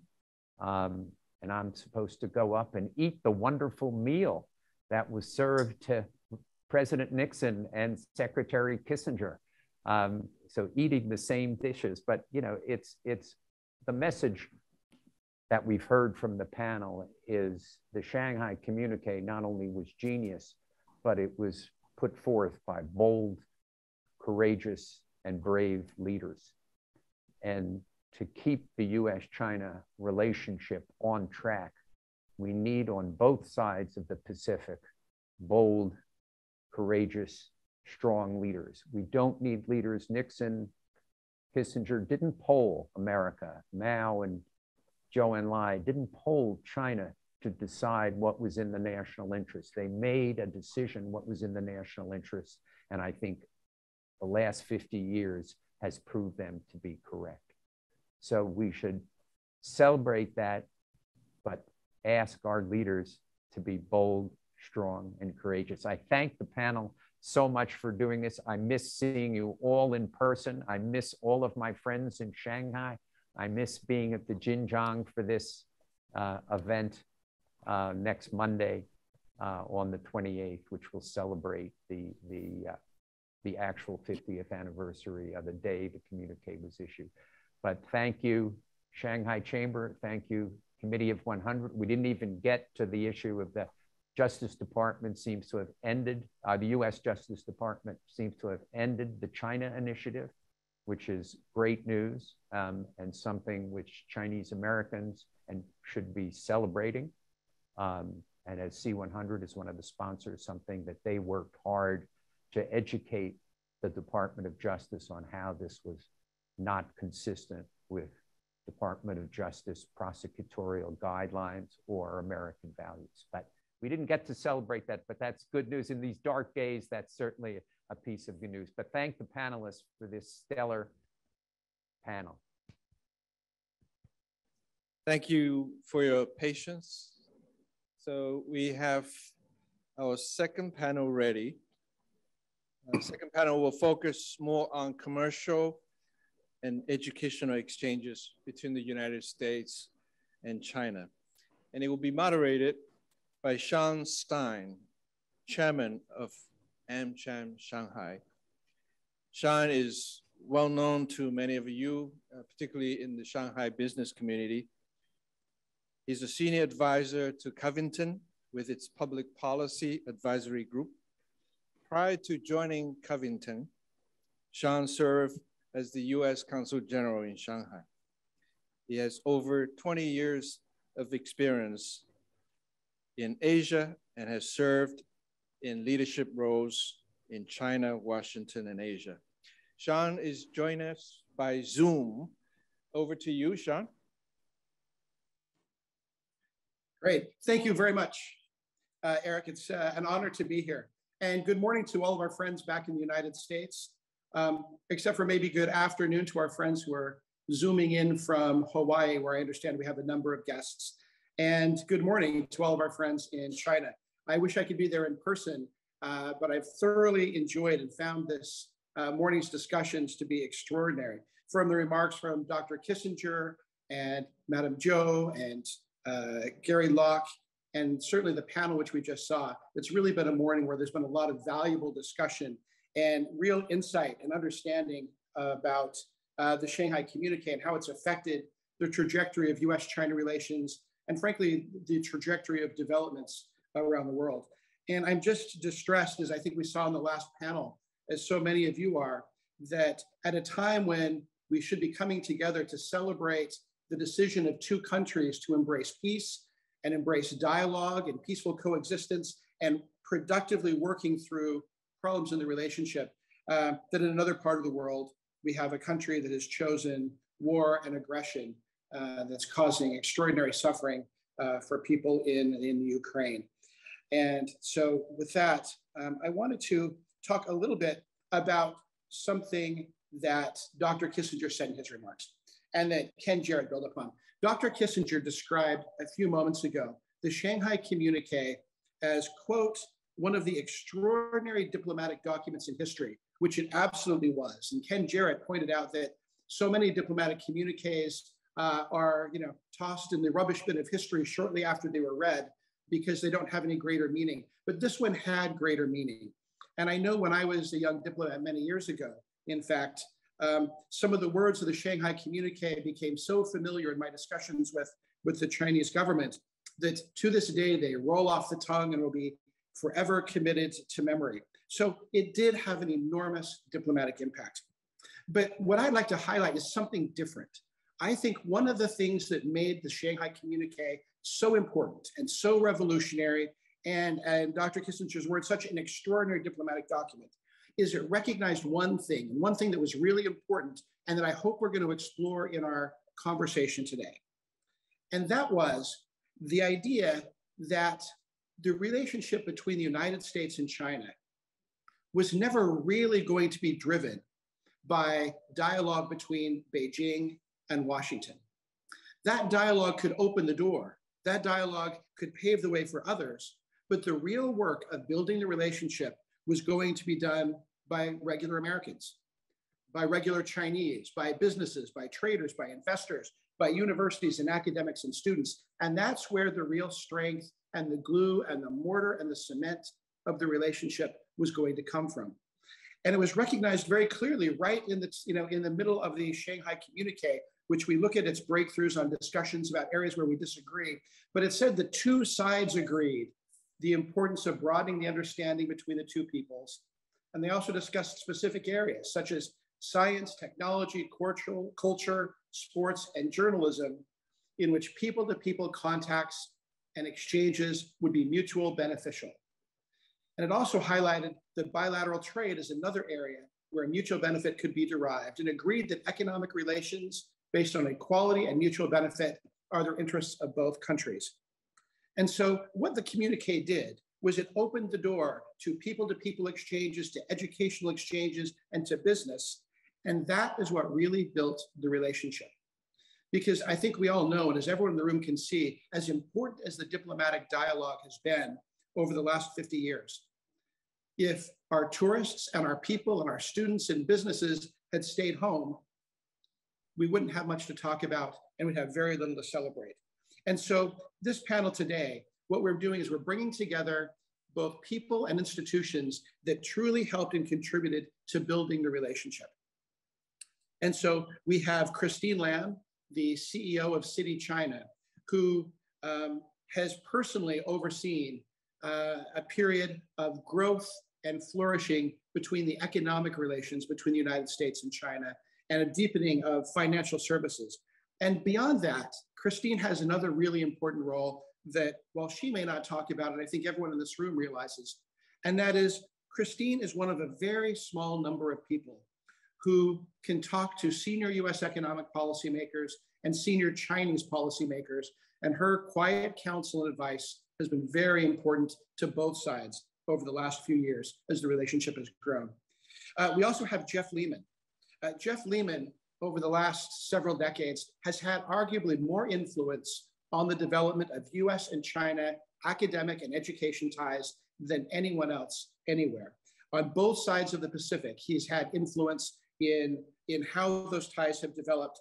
And in his current role as the Vice Chancellor of NYU Shanghai, he's pioneered the development of a new model of academic cooperation. So we're pleased to have him. We also have Walter Liu, the CEO of American Express China. And Walter brings to us a special expertise because for several decades, he's worked inside and out of China, thinking through the difficult problem of how we link customers and consumers and businesses across the Pacific and around the region. And so the things that he's worked on has also helped to bring our two countries together.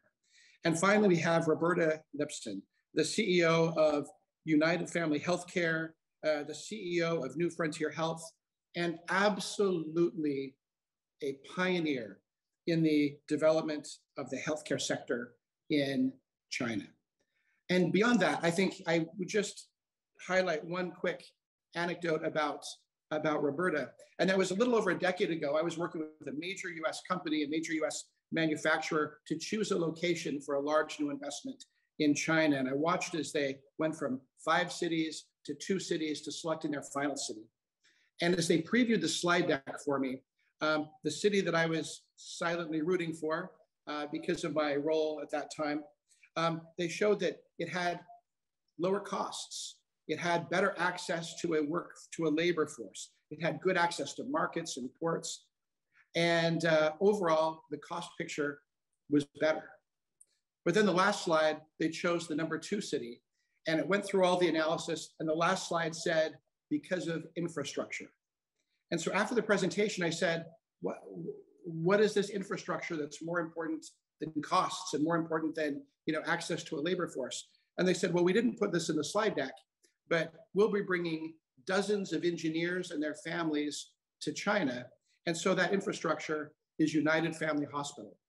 And so not only has Roberta and her organizations helped improve lives and health in China, but has also facilitated investment and economic ties between the two countries. So we're absolutely honored to have this group on our panel. And so I remember, Steve Jobs, once said that we're here to dent the universe. And I always found that inspiring until I had a new teenage driver in the house. And so I would say that these people all have individually and their organizations have dented the universe of US-China relations. But now that denting is not such a good thing, what I would like to say is what they have done is not only have they planted the flowers and shrubs that have made the garden of US-China relations beautiful and valuable, but they've gone beyond, and they themselves have helped clear the weeds and clear the ground and fertilize the soil so that other organizations and other individuals can follow. So we're honored to have them here today. So I'd like to start by directing a question to you, Christine, and appreciate that you are beaming in from quarantine and difficult sort of circumstances with access to technology. So we really appreciate you being here. But could you talk a little bit about how your work and how financial services have really promoted ties between the two countries and how it's really helped deepen the economic relationship and what it's done to bring other sectors into the relationship. Well, thank you, Sean. Thank you for having me, first of all, and thank you for those kind words you've sort of said, right, in introducing me. I'll have to remember to include them and update my CV.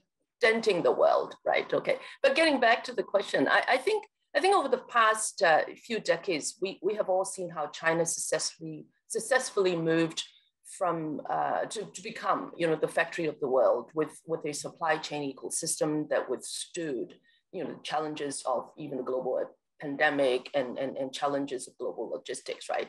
To now become also one of the world's biggest market, right? For many sectors, including commodities, mobility, consumer goods, healthcare, energy, right? The list goes on, right? And what does that mean in context of opening up, right? And it means that a significant increase in the footprint of foreign companies coming to China and operating here in China. Initially sort of manufacturing in China and increasingly selling in China. And this is absolutely sort of Citi's sweet spot. We came to China 120 years ago following our clients' footprint, really. And today, serving our MNC clients in China, which is one of the biggest markets for them globally, remains very, very much a part of our mission. And I think on the reverse, and just as we serve inbound MNCs, Citi supports our Chinese clients as they expand globally, right, including in the US.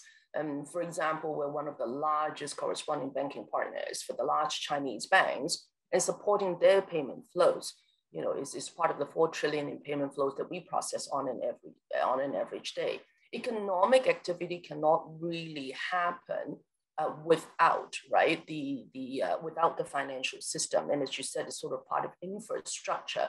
For all of that to happen, and Citi is sort of very happy to have been able to play a part in this, and given our the fact that we are the world's sort of most global bank, I say that you know, this is a critical part of the contribution in the last few decades. What we have also seen of late, and certainly in the last few years, is we've witnessed an acceleration, in particular in the pace of opening up in the financial services sector in China, right? The China bond market is the world's 2nd largest, and the equities market, the world's 3rd largest, right? And we have seen, all of us have seen how record inflows into the local bond and equities market in the last 2 years. And again, in this regard, you know, the opening up, the building up of the economy, economic progress cannot really happen, you know, without financial intermediaries, such as, you know, including banks such as ourselves. And what we have been able to do with the opening up, in particular, of the financial services sector, is to enable and support the global flow of capitals, right, into China. I still remember that one of my first China projects was sort of my involvement in B shares. Now, this absolutely dates me, because I would imagine that a lot of people in the audience, including our the participants in the US, would not even remember, right, B shares, and we don't talk about it anymore.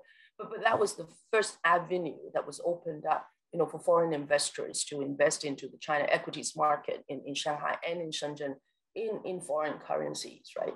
But obviously the world has advanced, right, since then, and there are now so many more other avenues, so many more sort of sophisticated avenues for investors to access this market. In fact, with the opening up, we are seeing more and more of our clients, right, the global investment managers, the insurance company, the securities company are coming directly onshore and expanding their presence and their business. And with this, obviously, a demand for banking support in China. And China gets international capital, and I say sort of best practice from around the world, and our ability to sort of enable and support, you know, these clients of ours to come onshore, just as what we do for corporate clients is, again, you know, a way of our sort of enabling this economic, the development of this economic relationship and progress. Now, people-to-people exchanges, right? And you talked about that, Sean, and the flow of ideas come naturally with economic relations, right? And with the opening up of China, we see at our institution sort of the benefit of these people-to-people exchanges and the flow of ideas. You know, many of our colleagues in China, for example, have had the sort of benefit and experience of studying and working overseas, especially at the sort of management level. And a large number of sort of mainland Chinese work in the city network around the world, right? China leads the world in many aspects of actually financial services.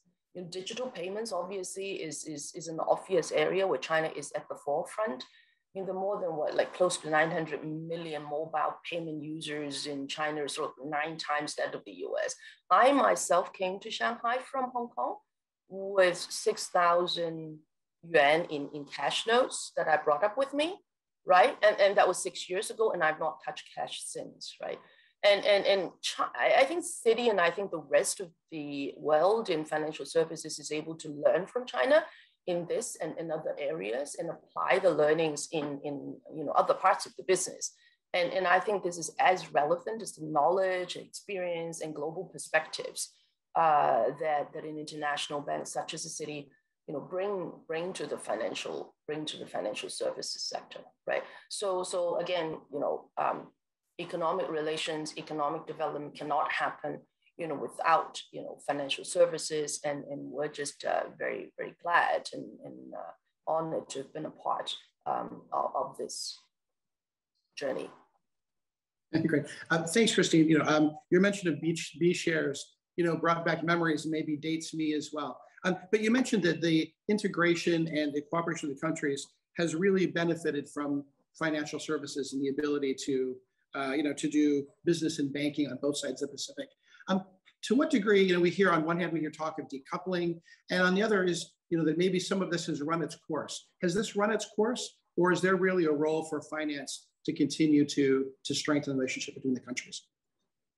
Well, I think, you know, I think what was it Bill Gates who said that, you know, the bank may not need, the world may not need bankers, but the bank will always need banking, right? So I don't think, I think the role of financial services, the value, right, for financial services remains, right? So the last few years certainly have been sort of interesting and exciting development, I think, for financial services participants as well as other corporates in other industries. I say that, you know, despite all of the rhetoric, despite headline news and the global pandemic that has sort of effectively put a constraint on international travel, and that's why you and I are sort of zooming in rather than in person. I think those activities are still going on. You know, from our vantage point, the demand for banking services in China that come from our inbound MNC clients not gone away. I mean, we serve something like, you know, 70-80% of the Fortune 500 companies in China, right? And in the last 2 years, we've actually seen our client base committing, implementing like over $100 billion worth of investments in China. You know, and so that need for China, and in China is one of the biggest markets for them, right? And likewise, the business that we do with Chinese companies globally has not slowed down, right? Has not slowed down, and whether they are large, the companies large and small that we serve, they continue to develop their business globally, right? And continue. I see that need for global banking services equally, right, robust from sort of both sides of the equation, so to speak, right? And I guess to add, and I've sort of mentioned this before, what has been particularly vibrant and robust and newer to the play is the players in the financial services sector, right, with the cross-border capital flows, right? And I guess the relaxation in equity ownership rules that has enabled a lot of the global players to come onshore and play a much more active role in the China financial services market. Thank you. That's good news. If I can turn to Jeff. Hey, Jeff, I think that one of the highest expressions of people-to-people exchange is education in the education sector, where you have people really learning in a deep way about other countries and seeing perhaps how people live and how they think. And I think it's been an extraordinarily important part of the growing U.S.-China relationship. Can you talk about how you have seen the development of education links and ties and its impact over the last several decades, drawing both on your vantage point from being the president of a major U.S. university, as well as your experience in China? Sure, thank you, Sean. And I think one of the themes of this morning's celebration has been the brilliance of the document, the Shanghai Communiqué itself, and the way in which it embodied the far-sighted vision of the political leaders and the diplomats of the time. And I really do think that when we have the chance today to go back and read it with care, one of the things that certainly struck me was the sentence that you quoted about how both countries agreed that there was an important opportunity and how desirable it is to broaden understanding between the two peoples in areas such as science, technology, culture, sports, and journalism. And as someone who lives in the world of universities, I think of universities as a place that brings all of those things together.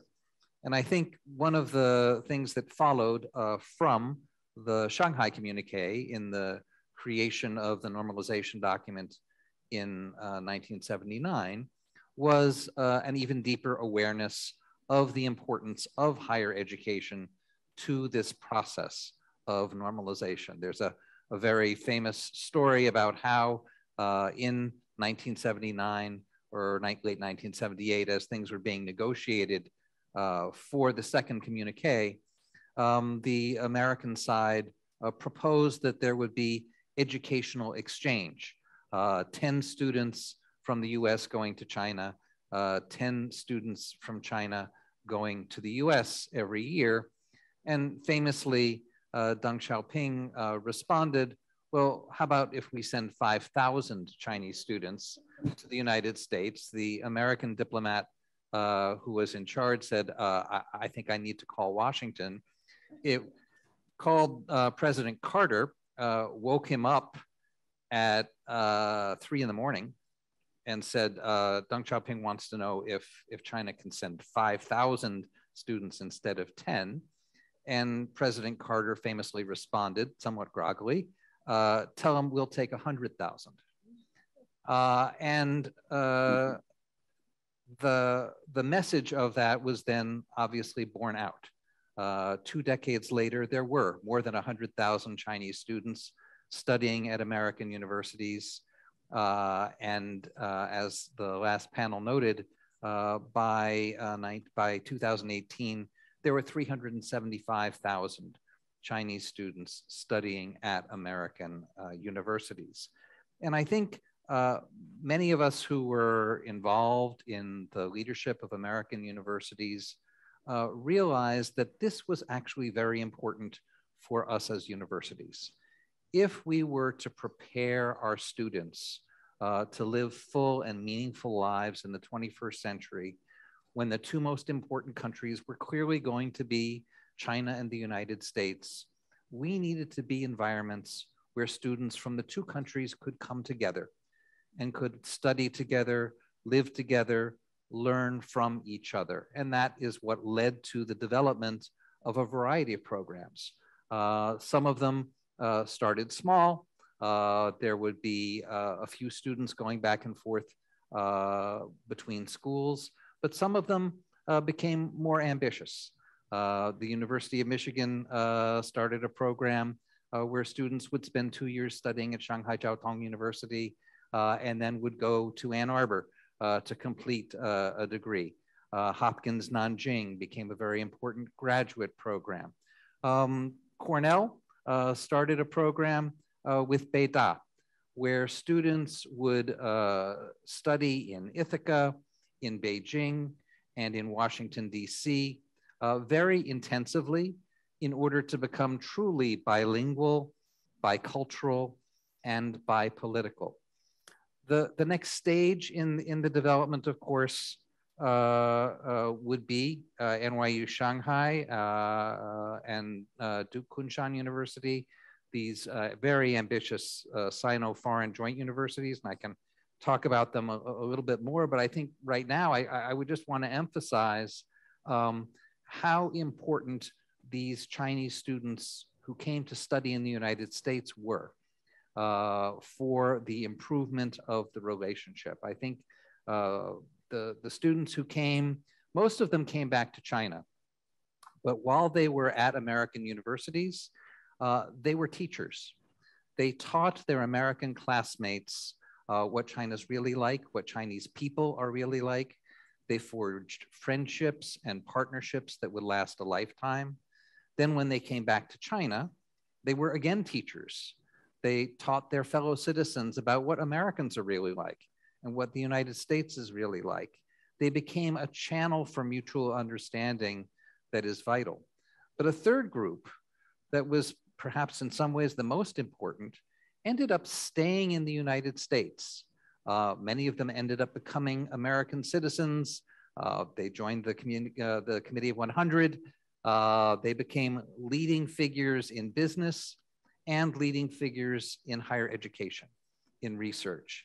And I just want to mention how important the presence of these students who grew up in China, studied in American universities, and became researchers have been to the project of fundamental research to advance the cause of human understanding. I just recently saw a paper showing that last year, almost half of the articles that were published in American research journals on science and technology and mathematics, almost half of them included one co-author who was born in the United States and one co-author who was born in China. Even more significantly, when you look at the most cited articles in Nature and Science last year, they included at least one author who was at an American university, a faculty member at an American university, and who had a Chinese name. I think there can be no question in my mind that the Shanghai Communiqué and the vision of the people who drafted it and agreed to it opened up a channel through which higher education could be a bridge. And I certainly hope that that can continue forward for the next 50 years. Great. Thanks, Jeff. If I could just ask you to very briefly comment on that. You've talked a lot about how academia has helped bring scholars together and how the traditional model of sending Chinese students to the United States to study has, served the two countries well over the last several decades. But could you briefly talk about where is it going? In some ways, it seems that COVID and other factors are causing that particular model to break down. What do you see? Where is the future of academic relations between the US and China? Well, I think we've obviously hit a pause. We had a period where the development of these partnerships seemed to be growing exponentially. When we opened NYU Shanghai in 2012, I think all of us assumed that this was, we were just early in what was going to become a tidal wave of these kinds of institutions that would be bridges. I think part of why we thought that was because we were seeing how the creation of NYU Shanghai was changing NYU, was changing New York University's understanding of how people should be prepared to be effective in the 21st century. Before NYU had started as the University of New York, it had added a degree granting campus in Abu Dhabi. And then with the addition of this partnership with East China Normal University, the first Sino-American joint university, NYU reconceptualized itself as a global network. The idea was that students would come in through any of three doors and would circulate around the world. And the belief was, and I certainly still believe this, that the best education for life today is a cosmopolitan education. It requires people to become comfortable crossing borders and to be comfortable being effective working as members of multicultural teams, multinational teams.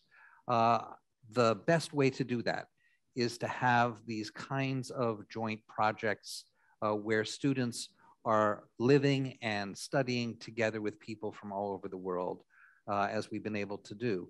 Obviously, the bilateral tensions and the pandemic have meant that right now, no American university's Board of Trustees will say, yes, let's start a project like this in China.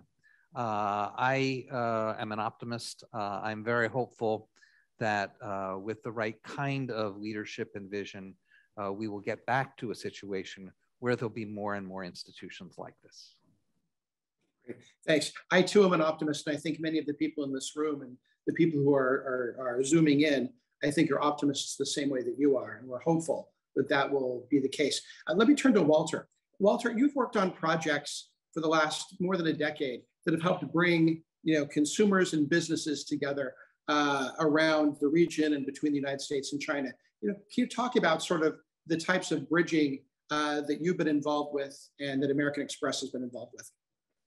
Absolutely, Sean. First of all, thanks for the question, and I'd like to take the opportunity to first say what an honor and a privilege it is here to be here with you, with my distinguished panelists here, to really talk about the importance of the Shanghai Communiqué and what it has meant to us beyond politics and what role American Express can play in it. So if we think about American Express, we have had a long and journeyed history of over 100 years here in China, as well as establishing bridges between the US as well as China. I won't go back that far because I can safely say no one here in the room is over 100 years old, I think. But if I just turn back the time to 50 years, which is why we're here today to celebrate, American Express actually played its small part in history as well. We're here to celebrate the events of 1971 and 1972. And at that point in time, credit cards was not a thing in China. And President Nixon and the US delegation actually needed to pay for things. And so American Express issued traveler's checks to President Nixon and the US delegation to support their travels while they were here in China. Another part of history that we played at that point in time, we talked a little about ping pong diplomacy, was the American Express Travel Services was actually fundamental in helping arrange the travel for the table tennis team during that time. And so just a little bit of fun trivia in terms of the role that we played. Now, if we fast forward the tape to present day, American Express has been given an even more amazing opportunity and a platform. In 2020, American Express, via its joint venture with Lian here in China, was given the privilege and the honor of becoming the first Sino-US foreign network to be able to process credit card and debit card clearing and settlement services in renminbi. So what does that mean in layman's terms?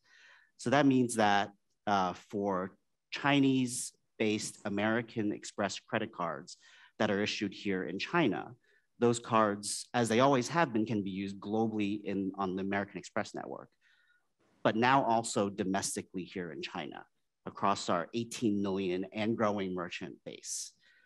Similarly, for US as well as global American Express credit card consumers and businesses, when they come to China now, they can also experience the services, the payments, the technologies that we have here in China.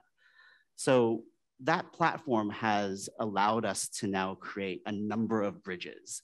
Going back to the term that you used, Sean, just now, and I know that Jeffrey just used the term bridges as well, which is critical here. So one of the first bridges is actually the technical component, right? You no longer have a network here in China and a network in the US. It's a globally interoperable network. And what that would required us to do 2.5 years ago when we ran our business after we got the license was we had to develop the technical innovation. If you use a credit card, which I know many of you do, the chip on it has to be able to process standards according to both Chinese as well as global standards on EMV standards when you travel overseas. And so there's a lot of innovation that goes literally into that chip, as well as on the terminals that required working with the regulators, multiple cooperation with acquirers, with technologies, both in the US and China, to develop the first of its kind on any global network technology on a credit card. And so that is a technical as well as a version of the bridge that we have built. But I would say very importantly, and even more importantly, is a second type of bridge that we have built, and that is around servicing, right? So American Express prides itself as being a world-class service provider. And one of the things that we've done in the past 2.5 years as we've grown our business, issuing over 70 products in the past 2+ years to Chinese consumers, is bringing both local brand relevance, value propositions to the products here in China, but also ensuring that there's a greater level of consistency and service that they can experience when they go abroad. Similarly, for global consumers as well as US card members, when they travel here into China, they should experience a consistent and seamless experience in terms of servicing. And Chinese consumers, we know this, have become global citizens of the world, very sophisticated, and they expect a similar and consistent service, just as our global consumers expect when they come into China. Part of that service that I would like to highlight is that it also includes the work that we've done to work on cultural preservation. So it's also given us an opportunity to improve the cultural ties between two nations. So we have been involved in working with cultural preservation for the Forbidden City, with Sanxingdui, and some of our really cultural treasures here in China, as we do with American Express globally. And so when tourists, hopefully one day, very soon, get to travel in and out of China, as well as go outbound, they'll experience the opportunity to really enjoy the cultural value that China has to bring to the world as well. And then I would say a third example of the bridges that we've been able to build is supporting the local economy. As with any global economy, a big underpinning of it is small businesses, right? And how do small businesses thrive, right? They need access to credit. They need access to funds to be able to build their business. But one of the challenges that banks here in China will struggle with is, right, how do we balance out giving loans and issuing credit to thriving small businesses, but at the same time ensure that there's stability and proper risk management in the local economy.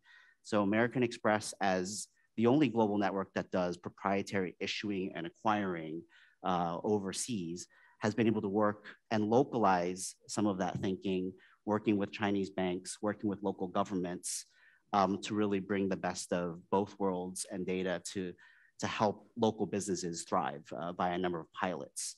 And more visibly, what we're hoping to bring over the course of this year is, and our US friends and families will appreciate this, is the Shop Small movement, the Small Business Saturday movement that I think many of our American friends are very familiar with. And we're hoping to bring that to China as well to help small businesses thrive and have a platform to really grow as well. So Sean and to the team here, those are just a few examples of some of the bridges that we've been able to build and have had the honor and privilege of doing, and we look forward to doing more of that in the future.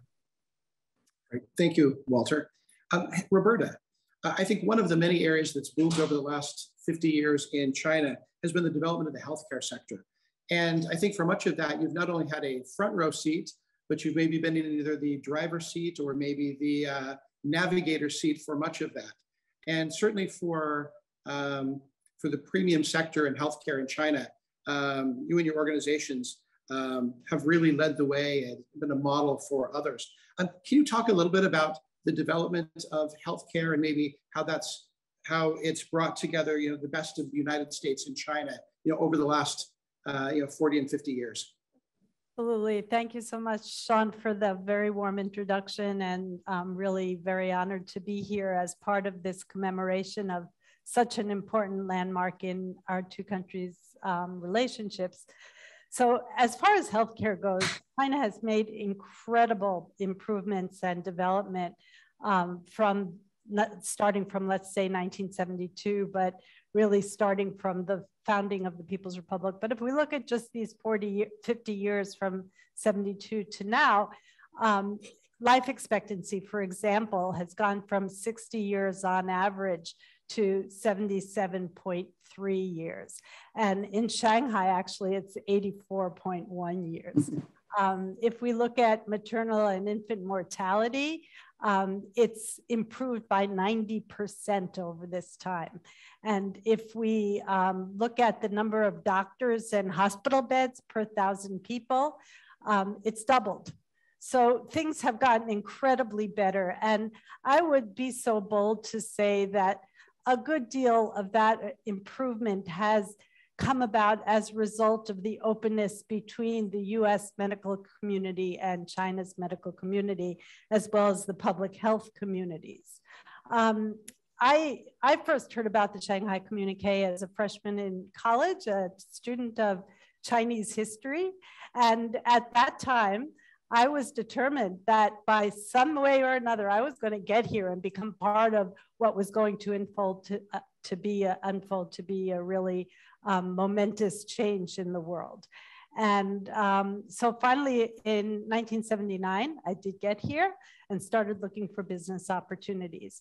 Having come out of some experience in healthcare, I found out that Chinese hospitals really were devoid of any new technology newer than pre-liberation. I mean, they were proud of their GE refrigerators that were left from before liberation. Some Russian-made X-ray machines. And so my first venture was bringing ultrasound to China. And at a meeting of 600 obstetricians in Beijing, I watched as their eyes literally glistened with tears of happiness when they saw what prior to that they could only experience by feeling what a fetus was doing under a mother's skin. So it changed my life. And I spent the next few years taking a portable ultrasound machine on trains, stopping in every major city and showing it to doctors and hospitals. And I managed out of that to build a distribution company where we brought many firsts of medical equipment, including central monitoring systems, electrosurgical generators, and MRI machines, and later on surgical robots for the first time to China. And that business of exporting medical equipment and pharmaceuticals to China really blossomed for many, many American companies.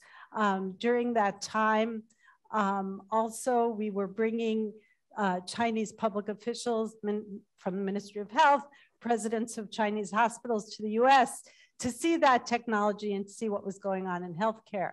And so over that 10-year period, the major Chinese hospitals became very, very well equipped with equipment. But on those trips, the officials would walk into an American hospital and would say, wow, why doesn't it smell like a hospital? This is great, but it couldn't possibly happen in China. Well, I took that as a challenge. I believed it could happen in China. And the other things that I learned were missing with the development of the hardware of the Chinese medical infrastructure were modern approaches to management, process and outcome based quality systems, kind of humanistic approach to patient care. And that, along with the growing expatriate population in Beijing and Shanghai, gave me the idea that perhaps we can build a model in the country that would also service the unmet needs of the international population. So in 1997, we opened our first hospital in Beijing, and 99% of our patients were, in fact, from the expat community. That has since evolved to 10 going on 11 hospitals, with over 80% of our patients being Chinese. So what I'm more proud of than the million patients that we take care of every year, the lives that we save, are the new ideas that we've brought and what we've brought to China, including things like modern management systems, family-centered birthing, approach to birthing, family medicine as the center of a service that could give comprehensive care, tying together various specialties for the benefit of the patient, and also continuity of over time.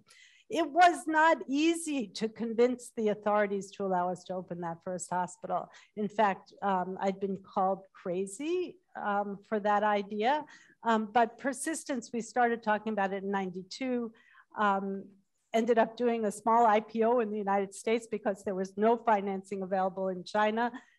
In '94, opened the hospital finally in 1997. So that's my little piece of the story. I'm proud that the ideas we brought were picked up by the public system in a lot of cases. Pain control and childcare really didn't come about till we proved that it was something worth doing. But there's a much larger part of the story.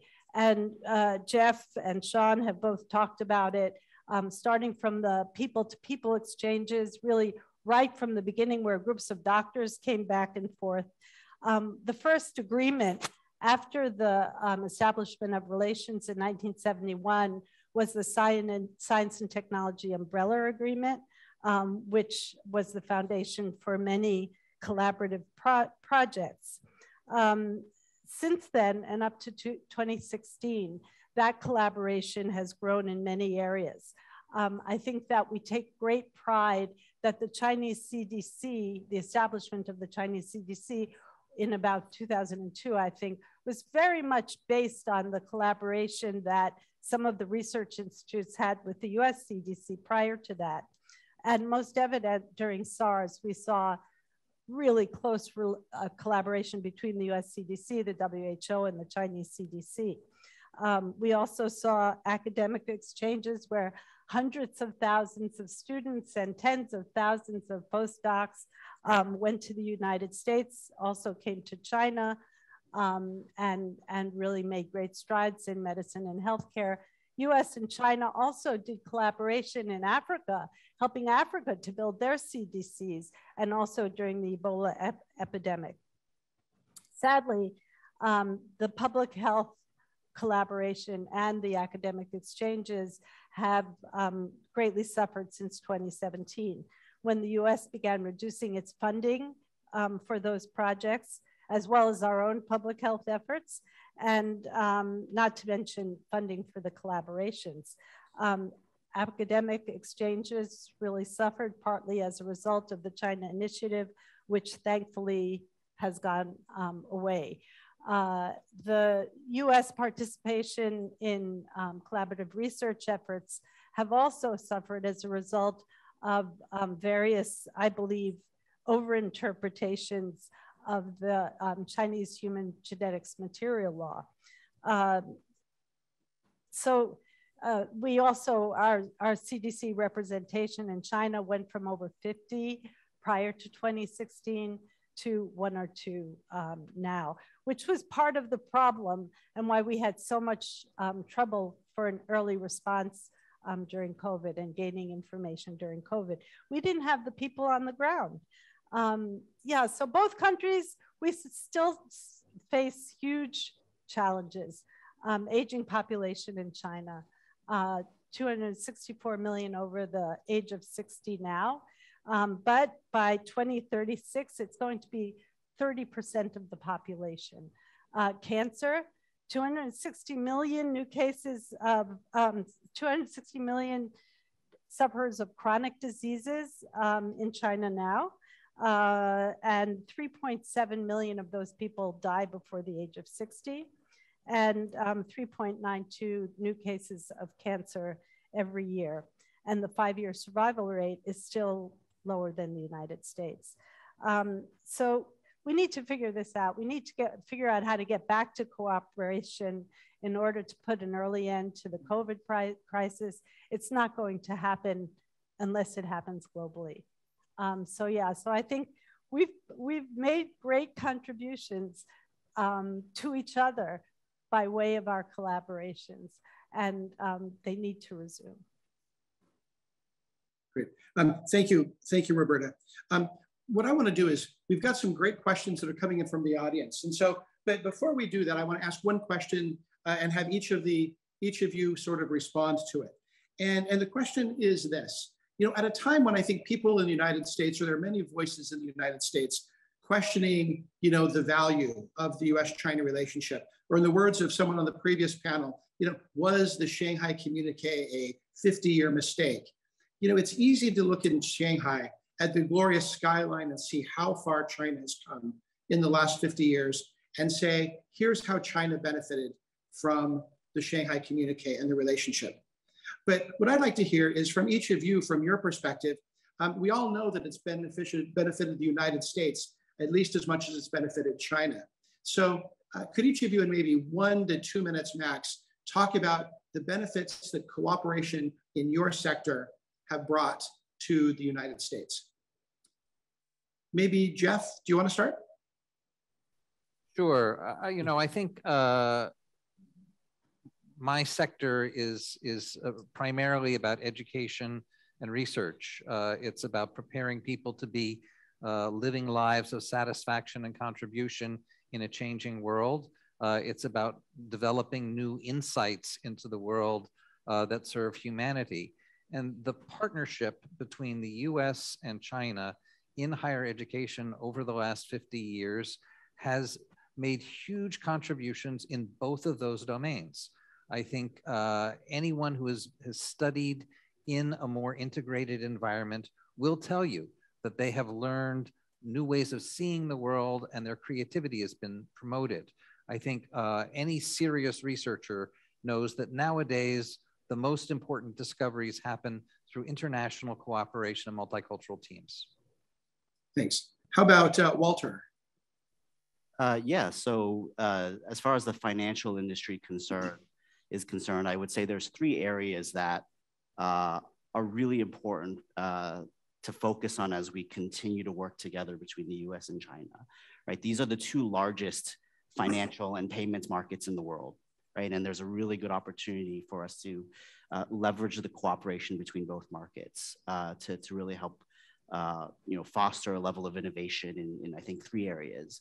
So one is in service, right? I talked a little bit about service and the role that American Express plays in that. And I think service includes technical level of service as well as a consistency in terms of level of service across financial markets, because again, we are growing more and more borderless, especially when it comes to payments networks and financials. I would say another area, a second S would be scalability, right? You know, both China and US working together, I think can be greater than some of its parts in terms of increasing the scale of the financial markets. But very importantly would be a third S, which would be the stability of it, right? Ensuring that you know, both markets are working together on proper standards, ensuring that as the economies grow, as they continue to grow from a payments and network innovation perspective, that we ensure that there's proper stability in the financial markets as well.